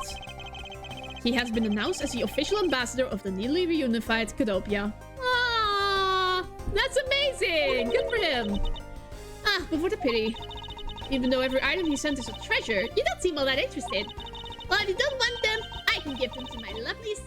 I can give them to my lovely assistant, Kay. Wait, that's not what I said! Miss Edgeworth, please let me have them, sir. Actually, come to think of it, where is Kay? How come she's still not here? My guy! Hey, you've got to be more alert than that! Ah! Can't believe you didn't notice. I was even mimicking Mr. Edgeworth's voice for a bit. I totally didn't notice you or realize that voice was you. Like he says, ferocious love blooms with each new spring. Love, huh? Agent Lang, I'm pleasantly surprised to see you here. It's been a long time since I set foot in the courthouse, but I wasn't going to miss watching the guy who screwed up my country finally gets what's coming to him. Well, that and something else. I want to see you in action in court. Is that so, Agent Lang? We flushed out all the counterfeit bills, so Shangfa is finally at peace again. And it's all thanks to you, so I just want to say... thanks. Wow, I never thought I'd see the day old Wolfie says thanks to Mr. Edgeworth. I should be the one thanking you, Agent Lang. If you hadn't negated Mr. Alba's extraterritorial rights, I would not have been able to bring him to trial. I believe the victory belongs to both of us in this case. A shared victory, huh? Look, don't get me wrong. I'll still never forgive you, prosecutors. And I have zero interest in that truth thing you talk about in court. I've always done things my own way. That's not about to change, you got that? I see. Well, I believe you should follow your own creed when you do your job. Yeah. And if there's ever someone your precious truth can't catch, feel free to sit around and cry about it all you want. But as for me, I'm going to get that person no matter what. Alright. Mucho respect. Does Lang not know the definition of the word truth? It's about time for the trial to start. I will see you later. I'll be watching your performance from the gallery. I'll be looking forward to this. I prepared a whole ton of ticker tape for today's victory, sir. I'll have to throw some around when Mr. Edgeworth wins. I hope you got enough because I'm going to go call my men up as well. A one-man army of confetti! A modest amount of ticker tape goes a long way. The scene shifts to the courtroom, and the final act of this long tale begins. The legend of the great thief Yatagarasu. It's the story of those who chose to dedicate their lives to the truth. Prosecutors are those who seek a guilty verdict for the defendants they meet. And to that end, you have no choice but to win by any means necessary. That creed was forced on me since I was very young. However, I no longer think that is all we prosecutors are. And that is because...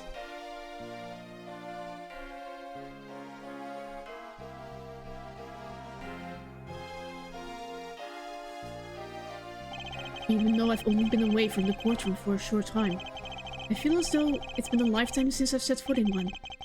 And today, more than any other day, I feel the fight within me rising. Objection! Woo!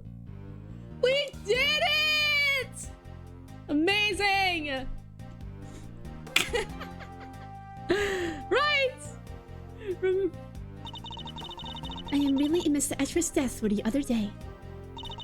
Thanks to him, I'm still free to surf in the friendly blue skies. Oh, so about my suitcases. I've been selling them on the internet, and they've become a real sensation. Thanks to the praise the art world has lavished on my work as being truly postmodern. The airline has chosen me to design a new line of Go-You jumbo jets. Just think, someday you'll be able to take a ride in my pink-walled yellow-seated jet. Good for you! Good for you. Oh my god! The man!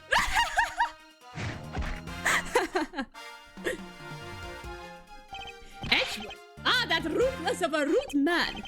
Because of him, my time and money is wasted. But more importantly here, I received the most fantastic treasure recently. The Primadox statue of the Principality of Codopia.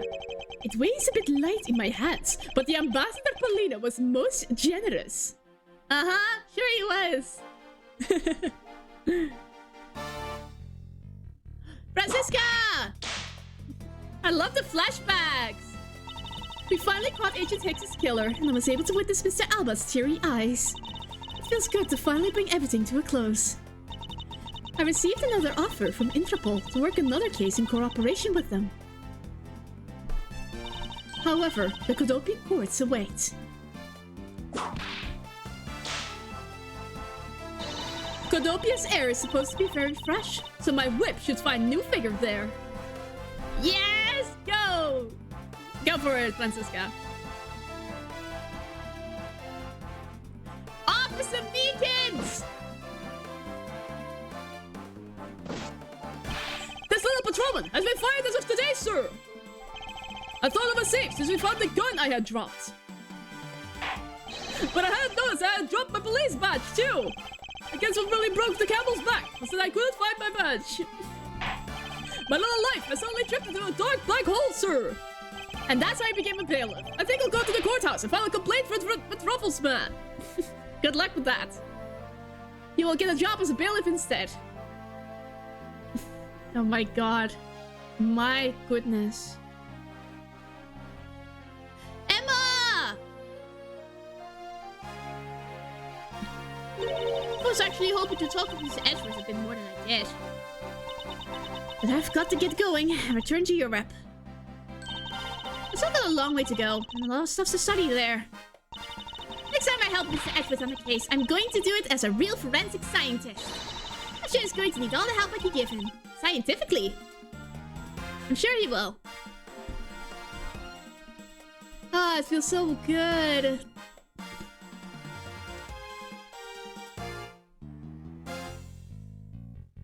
Oh, the woman! Right. Because the kidnapping was staged, I was let off easy. But I won't be going outside much anytime soon. That's really okay. The only prison I'm forever trapped in is the cage of love. The guard down at the detention center. Well, when he's on guard duty. He has such a cold look in his eyes, just like that prosecutor. Stop it, Lauren. When will you ever learn to stop being a prisoner of love? Oh, hi, Wing, and welcome to the stream. You missed everything, but that's okay. I'm happy that you're here regardless. The judge! It appears there are all sorts of drama that takes place outside of the courtroom. Since we judges are here day in and day out, I've only heard a few rumors, but apparently, Mr. Edwards teamed up with a thief and became a detective. Maybe I should team up with a bailiff and try to become a lawyer or something. Good idea, Judge. Good idea. But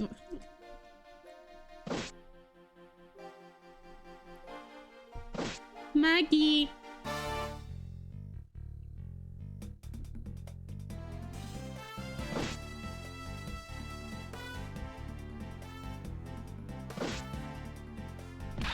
Whew, barely escaped death yet again. Yeah, but boy, were we lucky to have Mr. Edwards help us out, huh? Gumshoe too. Yeah, but because I lost the key, I got fired from my security guard job.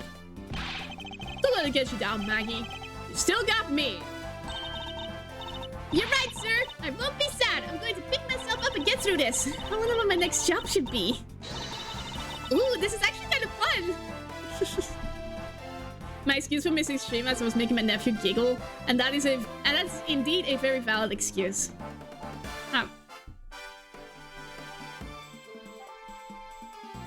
Polino, the MVP! Why not come to Godopia for your summer vacation? We have Koopas aplenty. Right now, our embassy's proudest presents are Let's Investigate a Murder show. Although recreating that particular case has created a few small fires of its own. Then we had a few problems with the fire marshals, but the next event will be great. It will be an attraction entitled Capture the Yata Geracio. Of course, I hope to enlist Kay's help in creating our latest attraction.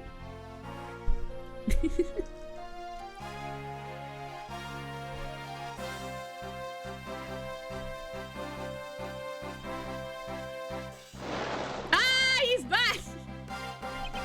I can't believe that big they ditched me and went to Japan!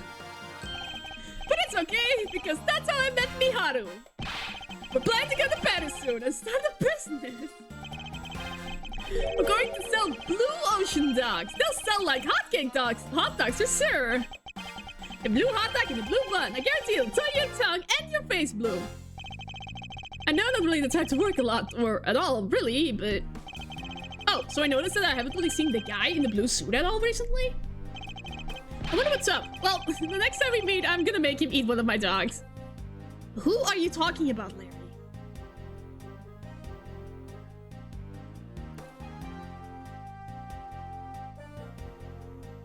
Oh well. Oh, Detective Bad! And Shilong Lang. I gave testimony in court today as a member of the Yatagarasu. Yo, Mr. Bad, you look well, all things considered. By the way, have you noticed that elements within the ring have begun moving? They're probably fighting over who should succeed, over who should be the next boss. Although, to be honest, I wish I could forget I've ever heard of that smuggling ring. Like he says, thoroughly bite the poisonous snake from head to tail. No one runs afoul of the law and escapes this wolf's fangs. I'll get you all yet. Ah, youths. When did I become so old, I wonder? I've begun noticing the grey hairs in my beard more. I'm thinking of retiring my mirror.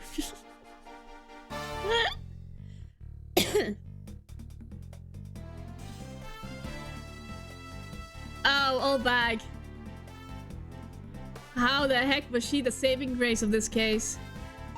I was the Pink Princess and the Pink Badger all in the span of 2 days. Talk about busy. But it's alright because I got a letter from my beloved agent. Please take care of your hip, and when you wish to speak, first take off your headpiece. What does he mean by that last statement? It's not like I enjoy being on the headpiece every time I see him. I've been a...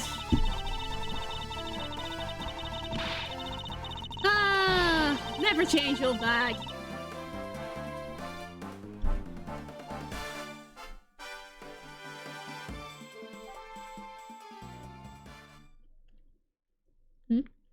Old bag is great, yeah.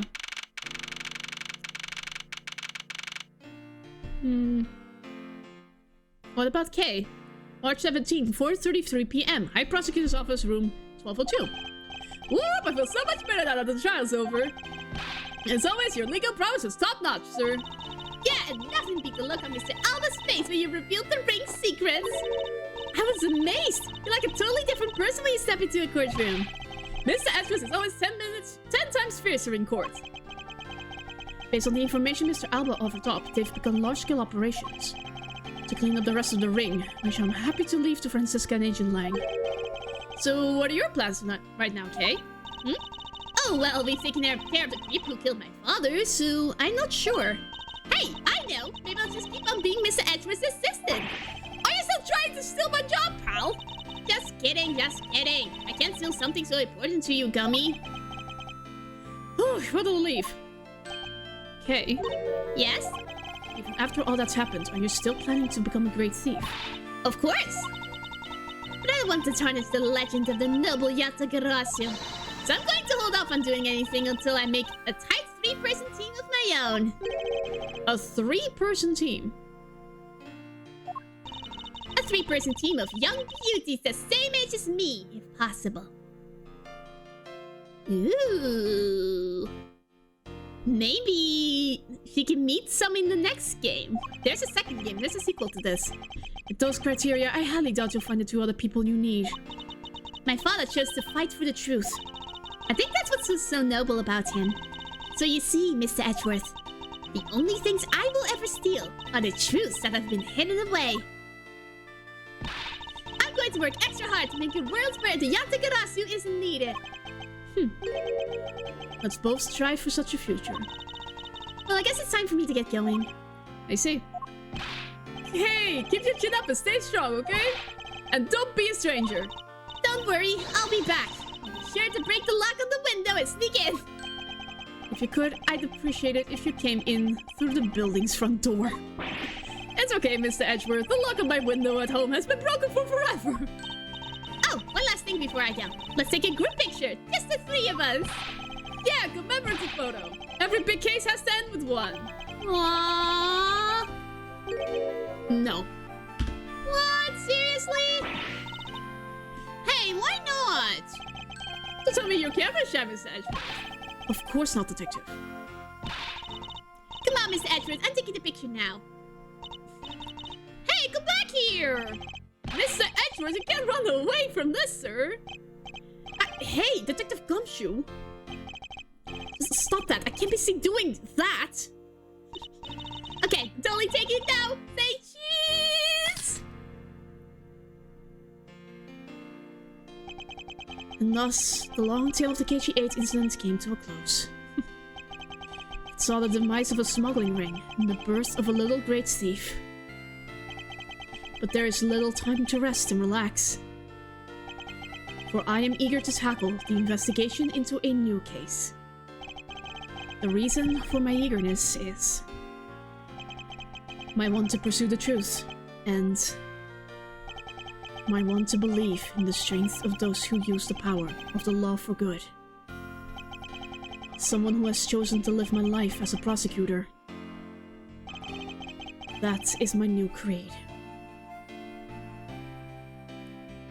Aww. So cute. She's holding on to the cravat.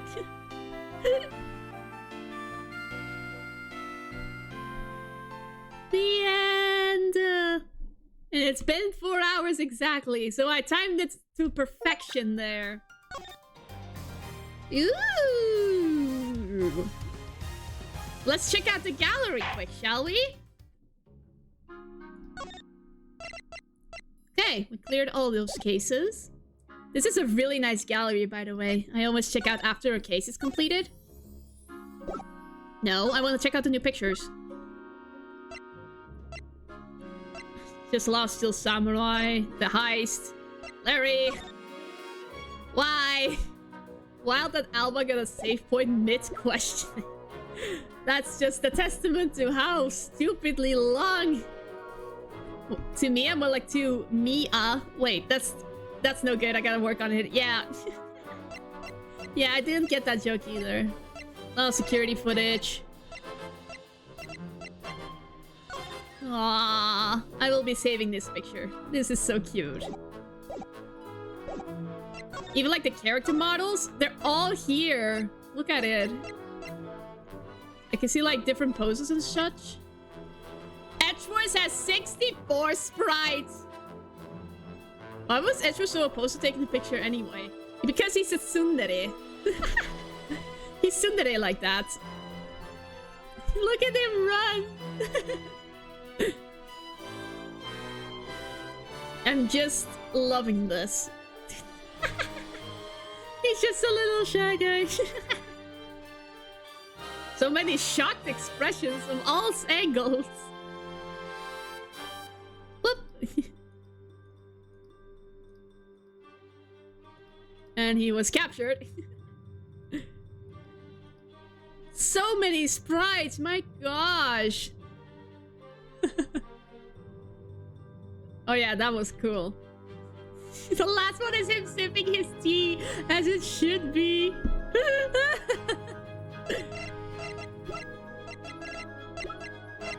So many others, oh my god. Paulina only has 5 sprites, Manny only has 2. The normal him and him being shot. The old Kirkus Elba. The true self. Reporter, cameraman. We have the dog! We have the dog! Look at the good boy! Look at him! Aww! Look at him! Normal and shot the 2 states of peace. Fun fact, redrawing every sprite from the collection was the last resort for the people who worked on the game since they knew it would be painful in a time limit. They ended up doing it anyway since upscaling the old sprites didn't look good. Yeah, I saw a tweet about that. They did not look good at all. So I really am just so extremely thankful that they did that. It will be a delight to see you in the graveyard. The judge has interrogation sprites. This is just revolutionary. Look!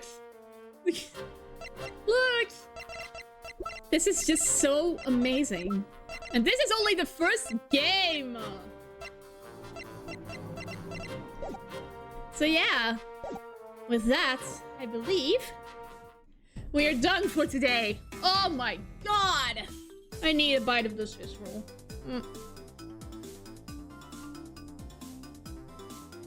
But yeah, my god, what a stream. Thank you for everyone who knew who came by. I really appreciate you guys. And the people who haven't followed yet, consider giving me a follow. I will be streaming on Sunday again. I will be showing my rhythm skills that day. So, if you're excited about that, then yeah, give me a follow. I would appreciate it. You better don't threaten them, Wingin. They're allowed not to follow if they don't want to. Sheemus.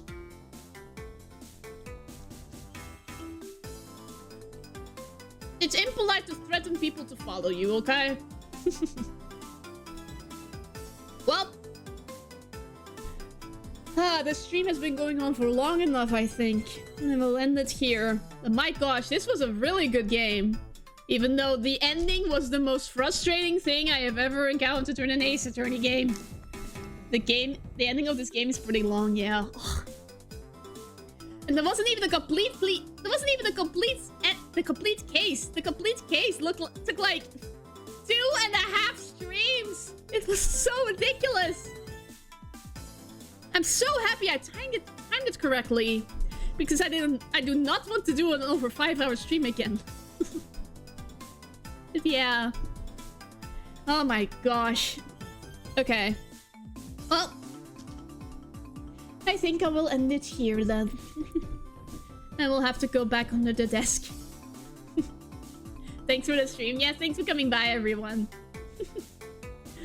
I will see you next Sunday. Peace.